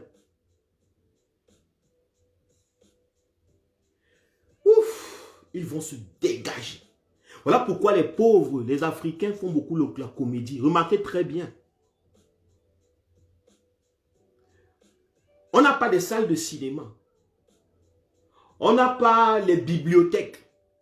Mais nous avons les comédiens à tout coin de rue. À tout coin de rue. Ils sortent chaque jour dans les réseaux sociaux. Alors, Mark Zuckerberg a dévoilé les Camerounais. Tout Camerounais est un comédien. Vous ne vous posez pas la question pourquoi? Parce que dans la comédie, on vous fait rire. On vous fait oublier. On vous fait négliger vos propres problèmes. De les prendre comme c'est la vie, non? Donc, à force de rire de tes problèmes, tu finis par les prendre comme normal.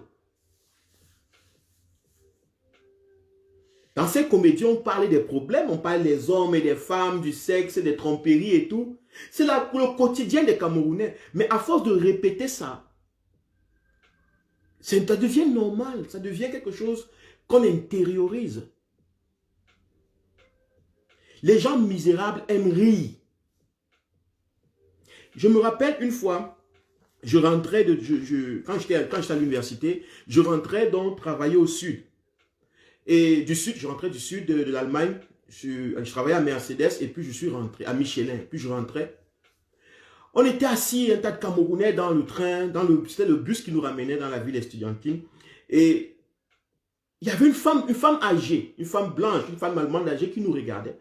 On riait, on parlait fort.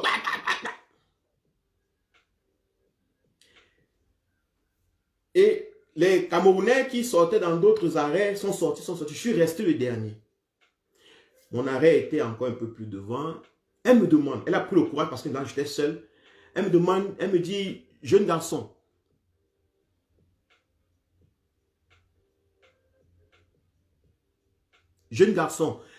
pourquoi vous aimez rire comme ça? Les Africains, vous êtes toujours trop jovial, vous êtes vraiment, vous riez, vous avez... Voilà comment on trompe les Africains. On leur dit qu'ils ont une vie joviale, qu'ils sont plus heureux que les Occidentaux. Lorsque quelqu'un est misérable, il rit beaucoup. Il faut le comprendre. Il est obligé de rire pour banaliser sa misère. Le rire, vous n'allez pas voir une chèvre qui rit. Les chèvres ne rient pas. Vous n'avez pas constaté ça? Les chèvres ne rient pas. Tu ne vas pas voir une chèvre qui commence là. Vous ne verrez pas ça.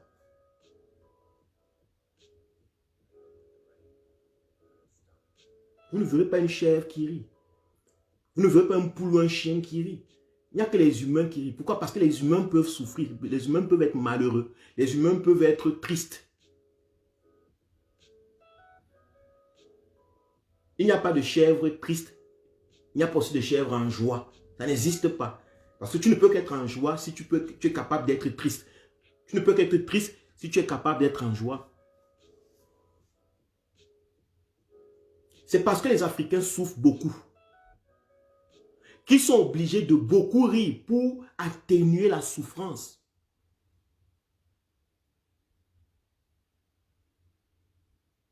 Donc le peuple camerounais est beaucoup, la grande majorité à ce niveau-là.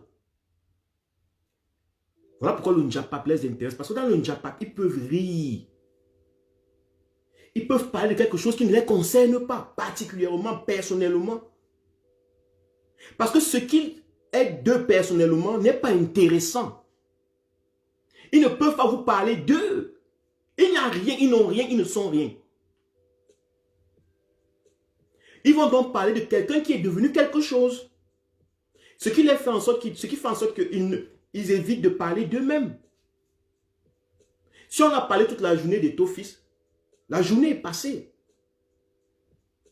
Si on a parlé toute la journée de Ngongo, la journée est passée. Si on a parlé toute la journée de Onangini ou bien de Fameno, la journée est passée. On n'a pas parlé de nous. On n'a pas parlé de nous. Nous n'avons pas parlé de nous. Parce que nous-mêmes, à l'intérieur, nous sommes vides. On n'a rien à dire.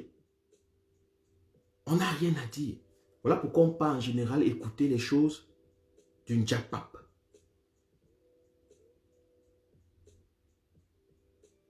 Tu vas aller dire quoi à Maman Pilon? Le Camerounais va dire quoi à Maman Pilon?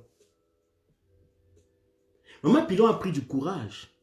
Maman Pilon a prouvé qu'elle est déjà en train d'entrer dans une autre zone.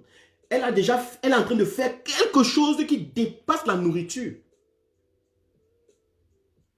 Pourtant, les autres là, qui sont tous dans son village, dans sa ville, sont encore concernés par la nourriture.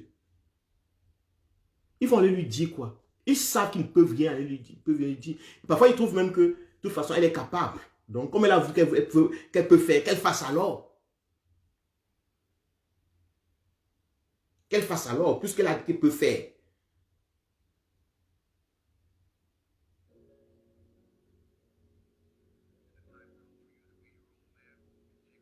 Ça, c'était dans le premier point.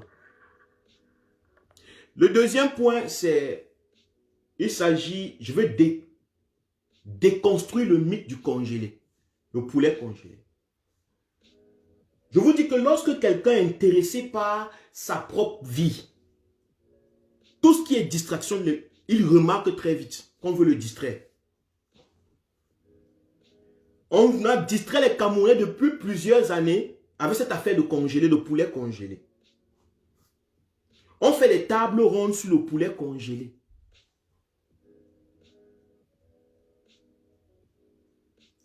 Pendant ce temps, les vraies questions, même dans le sujet du poulet congelé, il y a de véritables questions qu'on peut tirer en tant qu'élite intellectuelle, en tant que quelqu'un de la classe moyenne. Il y a des choses qu'on peut tirer, rien que de ça.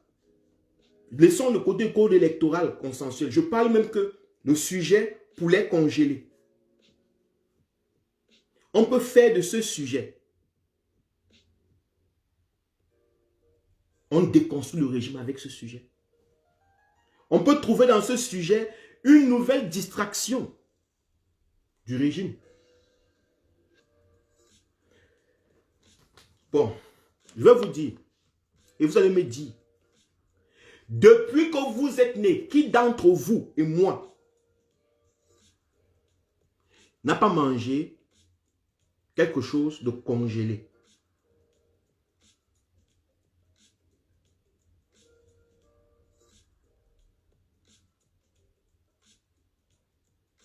Vous savez pourquoi vous avez les frigos chez vous? Est-ce que vous savez pourquoi vous avez des congélateurs? Chez nous, on se vante tous les jours. J'étais encore petit. Dès qu'une maman est au congélateur, elle invite les gens à venir, on applaudit, on danse. Quand les gens avaient acheté un congélateur, un frigo, les gens venaient, on trouvait que tu avais atteint un summum. La majeure partie des gens au pays mangeaient encore les viandes boucanées parce que c'était la seule façon de conserver une viande. Il fallait de toute façon la sécher. Quand les frigos sont venus, mais tout le monde voulait avoir un frigo. Pourquoi? C'était pour congeler les choses, non? C'était pour conserver des choses qui sont conservables.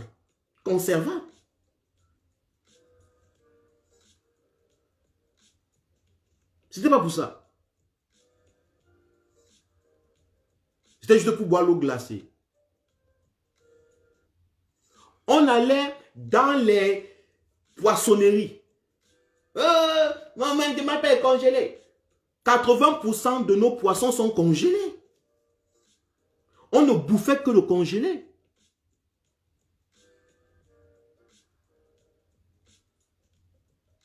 On ne mangeait que le congelé. En Europe, tout est congelé. Bon, mais regardez-moi. Regardez-moi. Je ne bouffe que du congelé. Poulet congelé, serpent congelé et phacochère congelé. Placez-moi avec un Camerounais de mon âge. Vous avez l'impression que lui qui ne mange pas, qui soit dans ne mange pas de congelé, il est en train de craquer.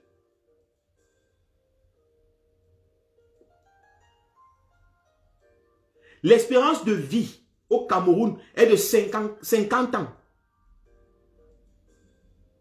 Quand quelqu'un atteint 50 ans au Cameroun, il dit qu'il est en train de vivre le cadeau.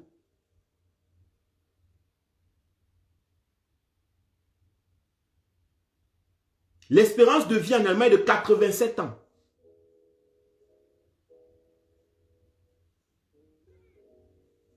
Alors qu'on mange plus de congelé ici que là-bas, soi-disant. Que le congelé serait mauvais pour la santé, le congelé serait ceci. Sortez de ce mythe. C'est la pensée, la vision du sous-développement. Comprenez que lorsqu'une société se décide de se développer, de nourrir une grande majeure partie des populations, elle est obligée d'utiliser des technologies.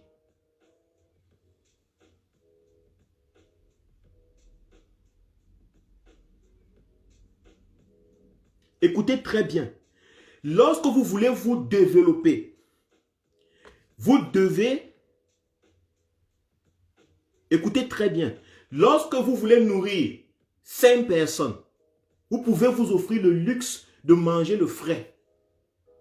Au village, chez moi à Kribi, quand j'allais là-bas, on ne mangeait que du frais, il n'y avait pas de frigo.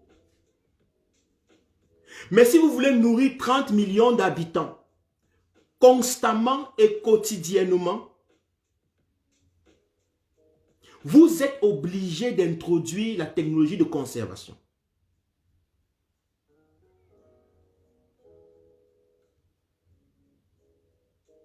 Écoutez très bien, il ne s'agit pas de vos émotions, de vos petites envies. Non, ce n'est pas vos petits jardins que vous faites.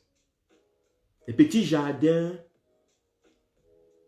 vos potagers.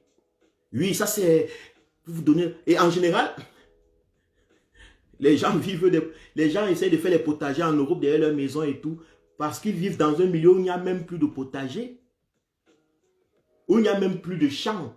Ils ne voient même pas un fermier. Bon, il y a des champs, mais des grands champs. Parce que lorsqu'on veut nourrir 20 millions, 30 millions, 40 millions d'habitants, nous sommes obligés d'intérioriser la technologie, de prendre conscience de la conservation des aliments. Est-ce que vous savez que la viande même là, elle doit être conservée? La chair animale est dangereuse. Elle est porteuse de tellement de bactéries. Il faut même savoir comment la conserver. Maintenant, on veut vous distraire avec les affaires de congeler. On ne veut pas les congeler. Les congelés sont venus ici. Les congelés sont venus comment?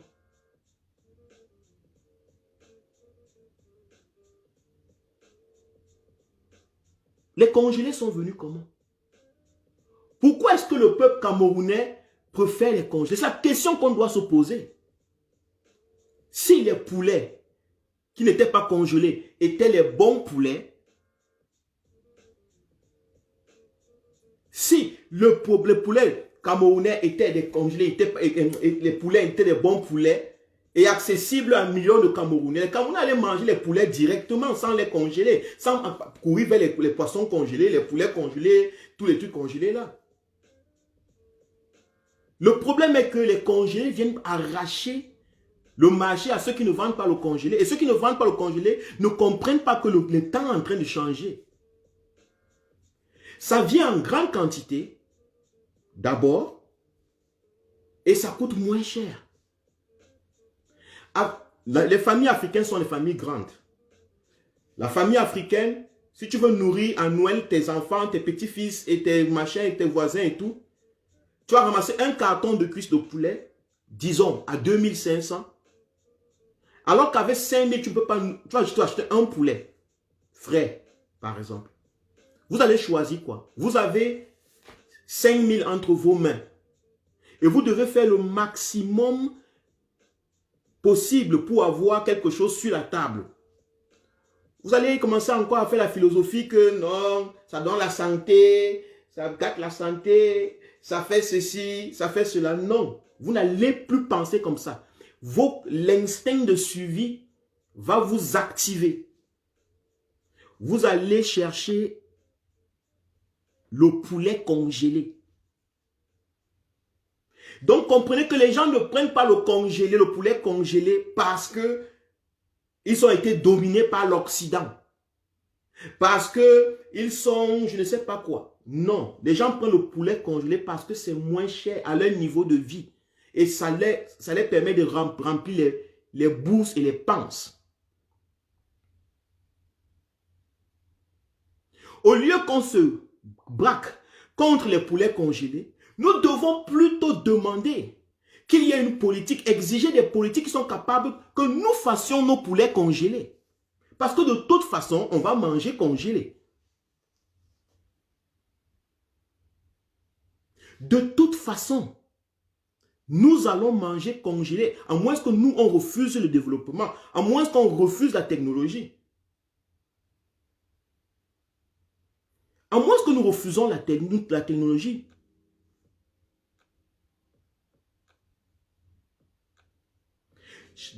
Chaque fois que vous refusez les congelés, vous vous braquez contre les congelés, vous vous braquez contre le développement. Braquez-vous contre la politique qui est faite dans vos pays. On gagnerait, nous, à congeler nos poulets et à vendre en grande quantité, à avoir des grandes fermes de poulets, vendre comme eux ils font en Europe. Mais nous, on passe le temps à vouloir combattre.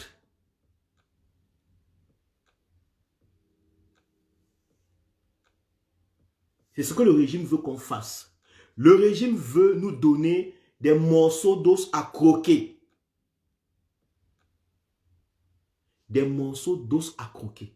Ça veut dire, il veut lancer dans la scène politique, dans le conscient collectif, dans la cour du peuple camerounais, un os sans viande.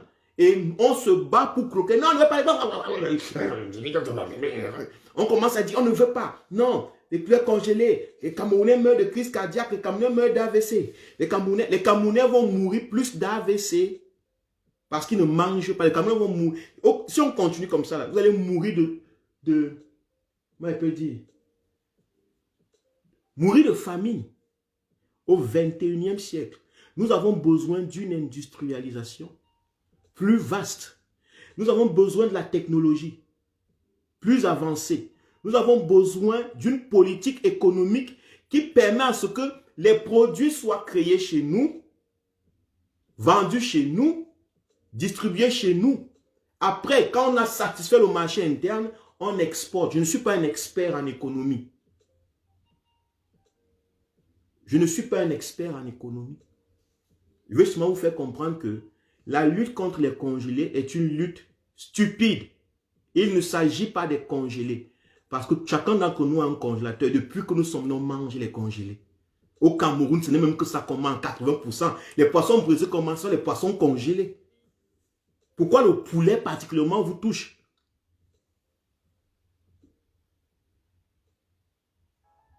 Pourquoi le poulet vous touche?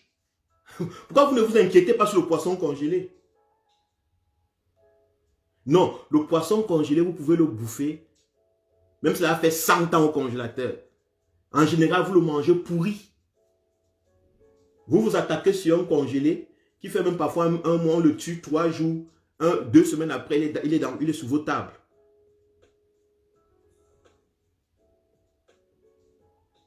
Non, c'est parce que le Camerounais aime le poulet. Le Camerounais est tellement gourmand, est pauvre. Le poulet, c'est le luxe. Il veut garder le poulet au niveau du luxe. Poulet du village, poulet frais. Parce que le poulet est rare, c'est le luxe. On mange ça à Noël, en décembre. Quand même le jour de Noël, je mange encore congelé comme je mange les maquereaux pendant toute la semaine, pendant toute l'année. C'est ça qui trotte derrière là. C'est ça qui fait en sorte qu'ils sont contre. Le poulet, c'est le luxe.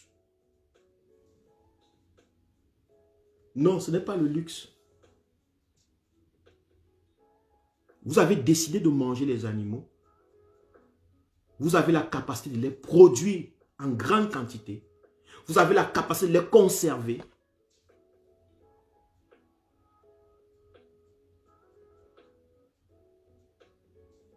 Oui, Lily, quand tu dis qu'elle est contre, que ici c'est autre chose.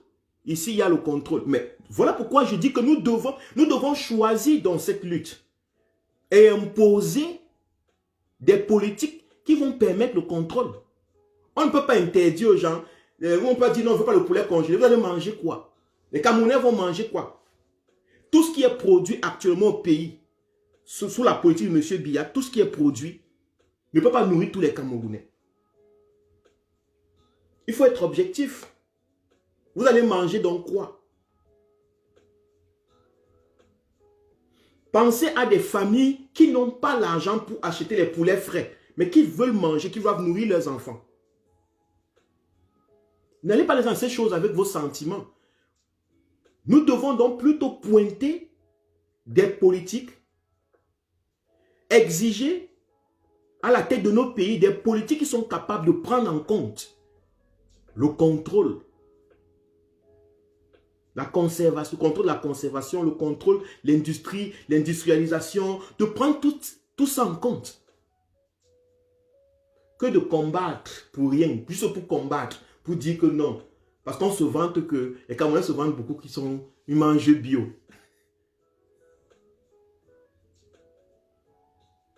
Si nous avons décidé le développement, nous devons intégrer l'industrialisation. Si nous choisissons le développement, ça veut dire l'émergence, le développement, les routes, les hôpitaux, tout ça. Pour que ce soit construit, il faut que les populations qui vont construire ça mangent à leur faim. Donc ça veut dire qu'il faut produire en grande quantité. Et si on produit en grande quantité, il faut pouvoir conserver parce qu'on ne mange pas tout le même jour. Il faut être capable de produire de telle sorte que il y ait des réserves et ces réserves doivent être conservées.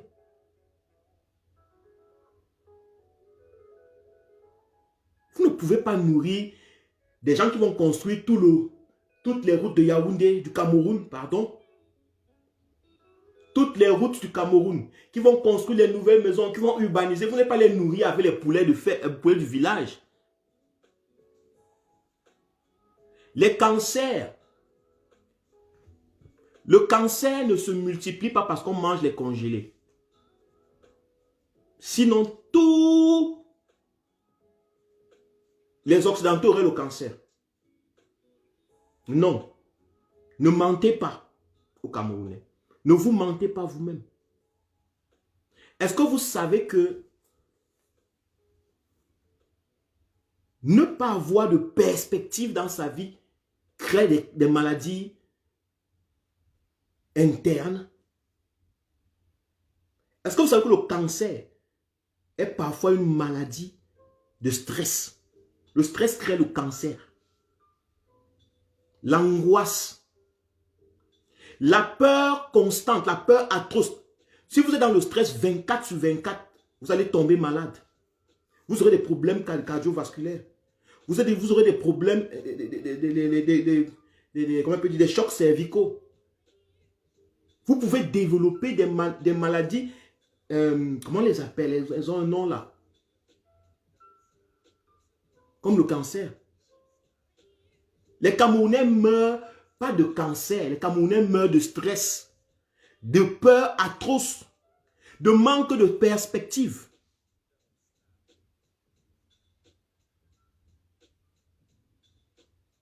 Les Camerounais ne meurent pas de cancer. Vous voulez mourir de quoi?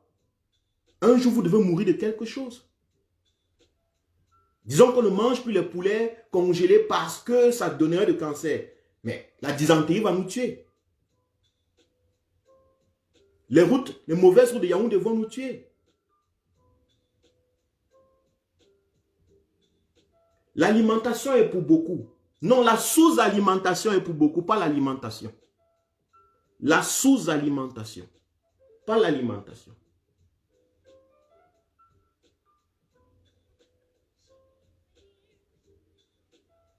La sous-alimentation.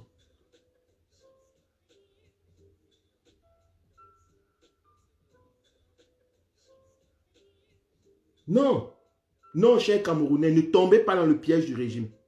C'est un piège de réflexe, c'est un piège dans lequel on veut jeter les Camerounais pour que les Camerounais se lancent dans des luttes qui ne sont pas des véritables combats.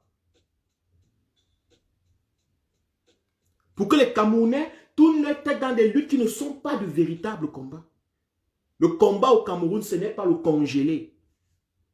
Ce n'est pas le poulet congelé. Parce que nous allons congeler les poulets au Cameroun. Quand on devient président, nous allons ouvrir des usines de poulets et on devra les congeler.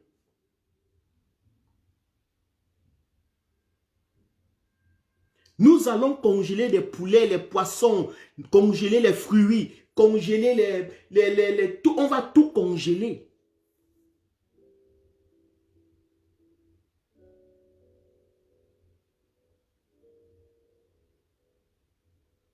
On va tout congeler. On va vendre, on va conserver, on va distribuer, on va ouvrir un marché camerounais. Le problème au Cameroun, c'est que les congelés ne sont pas non congelés. C'est tout.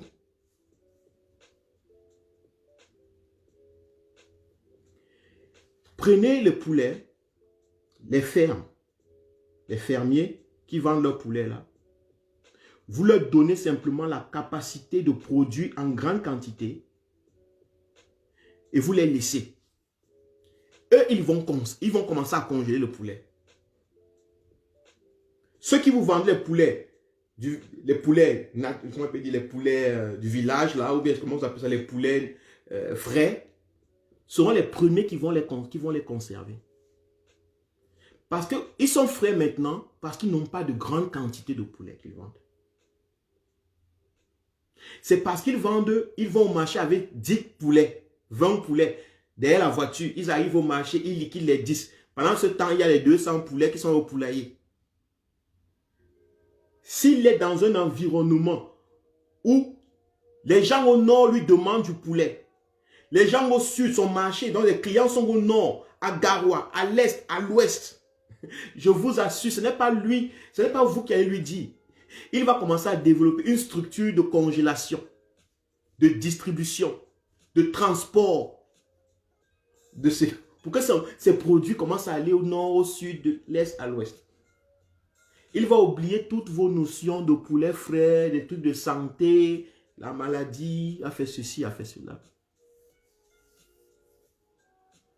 Il suffit, comme le dit Blandine, d'une volonté politique.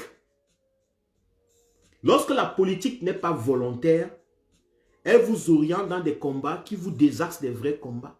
Le régime Biya n'a pas la politique nécessaire pour l'élevage, pour l'industrialisation. Il n'en a pas. Et comme il n'a pas ça, il est obligé de laisser les autres pays venir verser tout chez nous.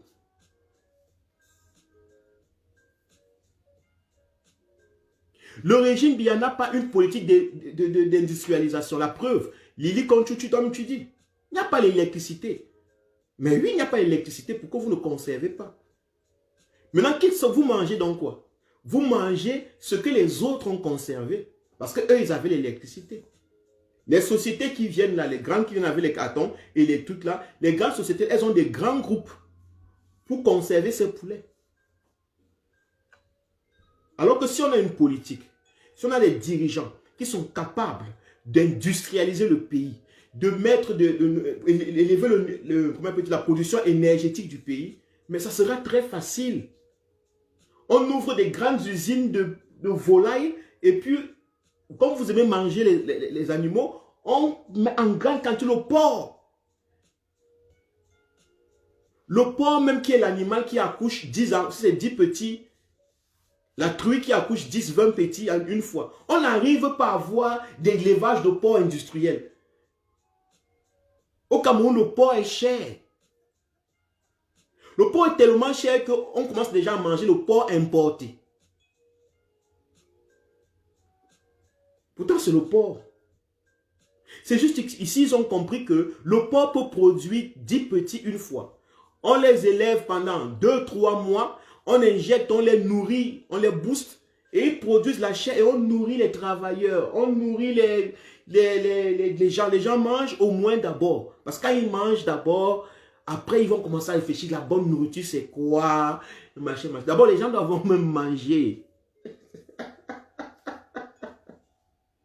Je vous ai dit que la philosophie, la bonne nourriture c'est quoi? La vraie alimentation, ce n'est pas pour les gens du bas peuple. Ils veulent d'abord manger. Créons une atmosphère où les gens se nourrissent d'abord. Après, on va commencer encore à voir, ok, qu'est-ce qu'on doit retirer ici? Qu'est-ce qu'on doit retirer là? Qu'est-ce qu'on doit ajouter ici? Qu'est-ce qu'on doit ajouter là? Que de dire non. On ne veut pas les congeler. On ne veut pas, mais c'est seulement le poulet congelé que vous ne voulez pas. Le poisson congelé, vous voulez.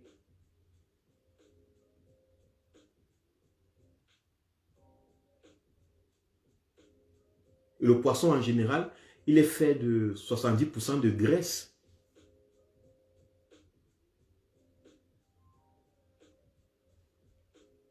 Peut-être même c'est là-bas que vient vos cancers. Peut-être.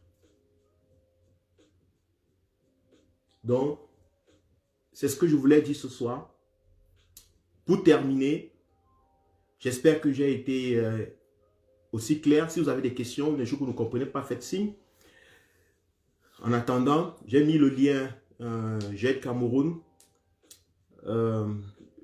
C'est un PayPal. Le PayPal, c'est celui pour encourager, comme je l'ai expliqué, un combattant, un Camerounais qui a un projet politique. Il s'appelle Salomon Béas. Salomon Béas, vous le connaissez, c'est un membre du MRC, c'est un militant à côté du président élu Maurice Kamto qui se retrouve en prison parce qu'il s'est battu pour un état de droit et il continue à se battre pour un état de droit et une réelle démocratie. Et il m'a fait part de son projet politique parce qu'il voulait faire une campagne, il voulait lancer une campagne, commencer à préparer les législatives, les municipales et tout. Il aimerait bien, avec sa vision qu'il a pour le pays, accompagner le président élu, mais dans son petit milieu, dans sa ville déjà d'abord, ou bien dans l'endroit où il veut. Je ne sais pas où il veut le faire. Et il avait besoin de notre soutien au niveau de la technique. La technique dont on s'est entendu qu'on pouvait lui offrir un smartphone. Un smartphone et un tripod. Donc, et un trépied. Donc, ce qui fait en sorte que je lui ai dit, j'allais vous en parler et on allait voir ensemble ce qu'on peut faire. J'ai donc mis le lien pour 2 mois, pas plus. Maintenant, pendant les 2 mois, ce que vous avez, vous mettez à l'intérieur. De toute façon, j'ai mis le test qu'on ne peut pas mettre moins de 5 €. Et vous pouvez suivre, vous pouvez vous-même voir ce qui est à l'intérieur. J'ai fait ça de manière vraiment ouverte, de telle sorte que personne ne vienne me dire là que on avait donné 5 000 et puis il n'a que reçu 100 francs. Non. Donc, vous mettez ce que vous pouvez. Après les 2 mois, je vais arrêter et je vais lui envoyer cet argent par le biais d'une personne. Je ne sais pas comment elle va vouloir que ça... S'il sera encore en prison, je ne sais pas comment il voudra ça, mais par le biais d'une personne. Et je vais vous montrer la fiche de l'envoi pour que vous soyez au moins... Et je lui demanderai que lorsqu'il sortira de la prison, qu'il fasse au moins quelque chose pour vous remercier ou bien pour vous dire comment il va, comment il fait. Donc, faisons ça parce que nous voulons participer à la vie de quelqu'un d'autre, c'est tout. Un projet de quelqu'un d'autre, c'est tout. Il n'y a pas grande chose à part ça. Nous voulons juste participer à la vie de quelqu'un que nous aimons. C'est de ça qu'il est question. Donc, merci pour la soirée de merci de m'avoir suivi. Et comprenez-le très bien. Je vais résumer encore. Le changement viendra de vous. Mais ça ne viendra que de vous qui avez compris le changement. De vous qui êtes capable d'impulser le changement. Le changement ne viendra jamais de celui qui n'est pas capable de l'impulser. Celui qui n'est pas capable de l'impulser ne fait que vous suivre. Il vous suit. Le changement viendra de vous. Je vais vous donner un petit exemple. Vous avez une voiture. Et vous avez dans la voiture, on appelle le générateur. Le générateur, c'est cet appareil dans la voiture qui produit de l'électricité et qui nourrit la batterie. Ce qui fait en sorte que le générateur, en fait, c'est lui le porteur de l'électricité de la voiture. La batterie suit simplement. Si le générateur se gâte, votre voiture n'a pas pour longtemps.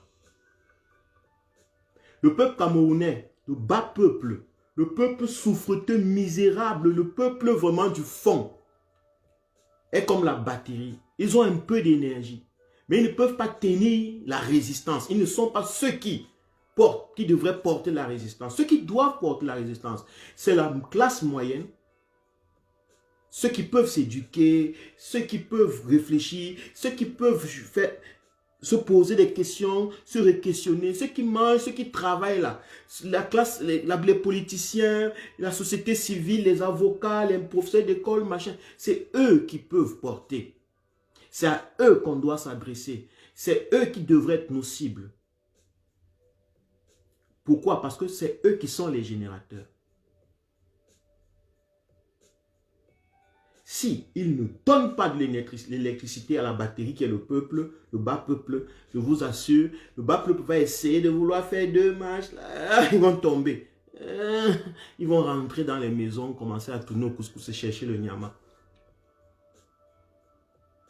Donc voilà notre responsabilité. Nous qui sommes dans la diaspora, nous faisons partie de cette classe moyenne. Que tu sois un broussailleur, que tu sois un intellectuel, que tu sois un étudiant, que tu sois un professeur, que tu sois un ingénieur, que tu sois une simple femme de ménage, que tu sois, peu importe ce que tu sois, mais dans la diaspora, tu fais partie de la classe moyenne en ce qui concerne le Cameroun.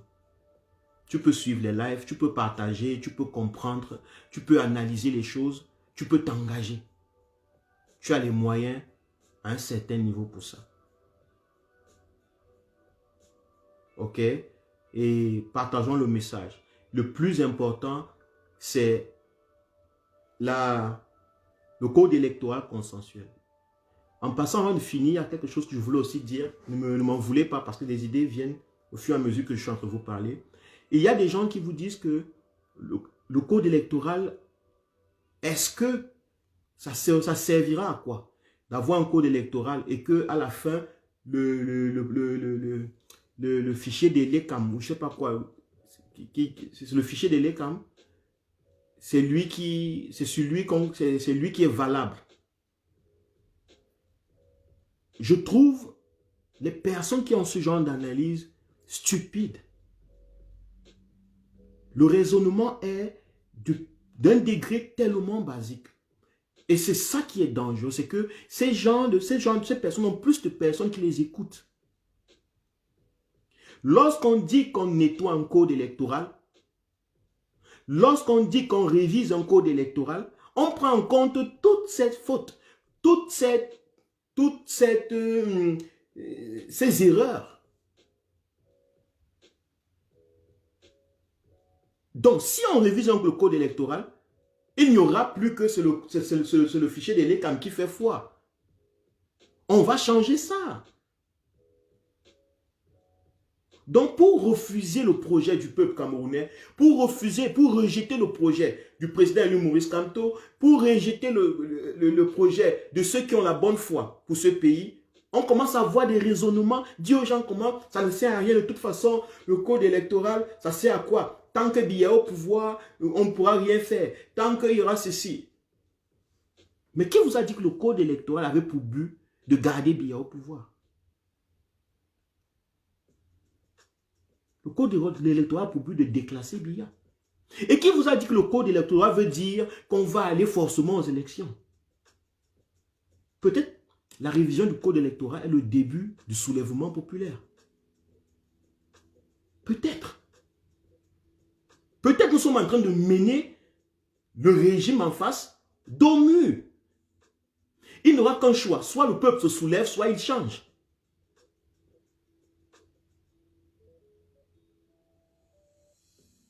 Mais nous sommes pauvres mentalement. Nous vous rejetons. Alors que c'est nous qui devons porter la responsabilité. C'est nous qui sommes la classe moyenne. C'est nous qui devons comprendre. C'est nous qui devons partager le message. Non, non, non. En fait, on doit chasser. On doit chasser le régime. On ne chasse pas un régime comme ça. D'ailleurs, vous dites que c'est un régime. Un régime ne se chasse pas. Il se déconstruit. Il faut déconstruire le régime. Le régime est comme un cancer qui a pris une partie de votre corps. Si vous enlevez simplement la tumeur cancérigène et que d'autres cellules cancérigènes étaient déjà attaquées, d'autres cellules étaient déjà attaquées par le cancer va revenir.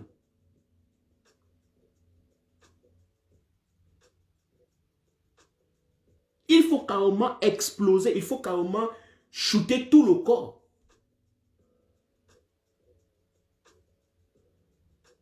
D'où la chimiothérapie.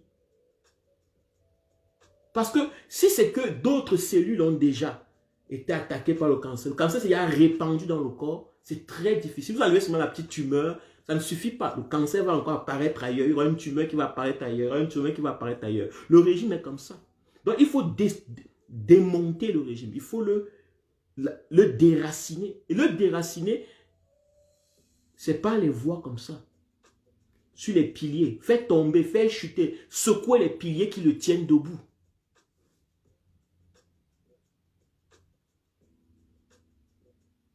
Donc, ceux qui vous donnent des argumentaires comme... et j'ai suivi un monsieur aujourd'hui qui disait que... Un Camerounais qui disait que... Il veut à tout prix que la diaspora fasse partie de la lutte, du code électoral, que la diaspora ait son mot. Merci Lily, merci. Il veut à tout prix que la diaspora ait son mot. Mais le président élu Maurice Kamto a bien demandé à tout le monde de participer. Lorsque vous dites nous voulons à tout prix que la diaspora ait son mot, c'est comme si vous doutez en fait que votre mot était attendu, que votre vision ou bien votre part était attendue.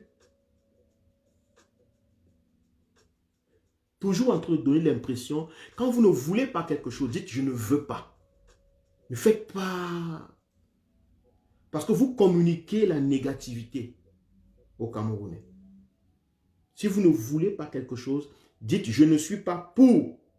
Mais ne dites pas, mais il faut que je sois sur la table. Il faut que la diaspora, non, on ne veut pas se mettre des figurants. La diaspora, mais figurant comment? Vous ne pouvez pas être, vous ne pouvez ne pas être sur la table du code électoral. C'est nécessaire. On a demandé à tout le monde, à la diaspora de s'organiser, à la société civile de s'organiser, aux partis politiques de s'organiser. Donc, tout le monde sera là. Et ne méprenez pas. Le code électoral n'empêche pas le soulèvement populaire. Mais un peuple qui se soulève sans raison, juste parce qu'il est fâché, n'entraîne pas le changement forcément. Mais un peuple qui se soulève sous la stratégie, avec une stratégie, ayant ce sur quoi il compte,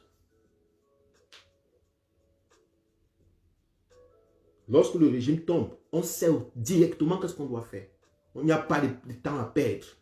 En général, l'ennemi profite toujours. Quand le peuple se soulève, les bandits profitent. Parce qu'il y a un désordre. Parce que le soulèvement du peuple n'était pas organisé.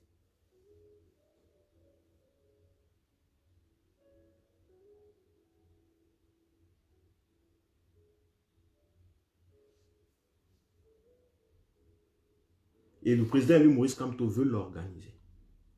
Il est en train d'organiser avec d'autres Camerounais.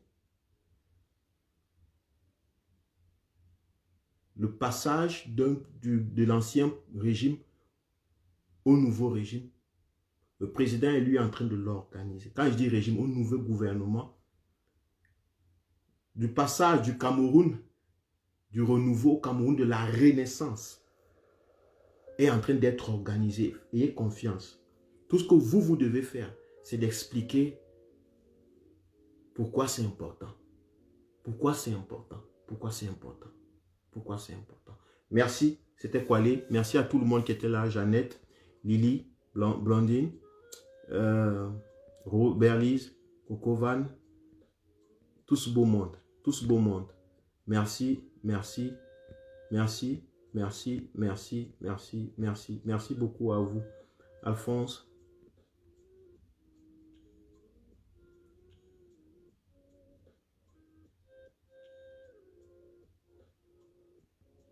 Merci.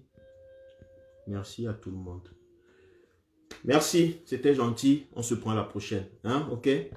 Sûrement dimanche, si j'ai le temps. Samedi, je vous dirai si j'ai le temps dimanche. Mais si je n'ai pas, je vous dirai aussi. Bon, je vous dirai rien si je n'ai pas. Mais si j'ai, je vais annoncer un live demain dans la soirée pour dimanche, 9 h. Ok, ciao.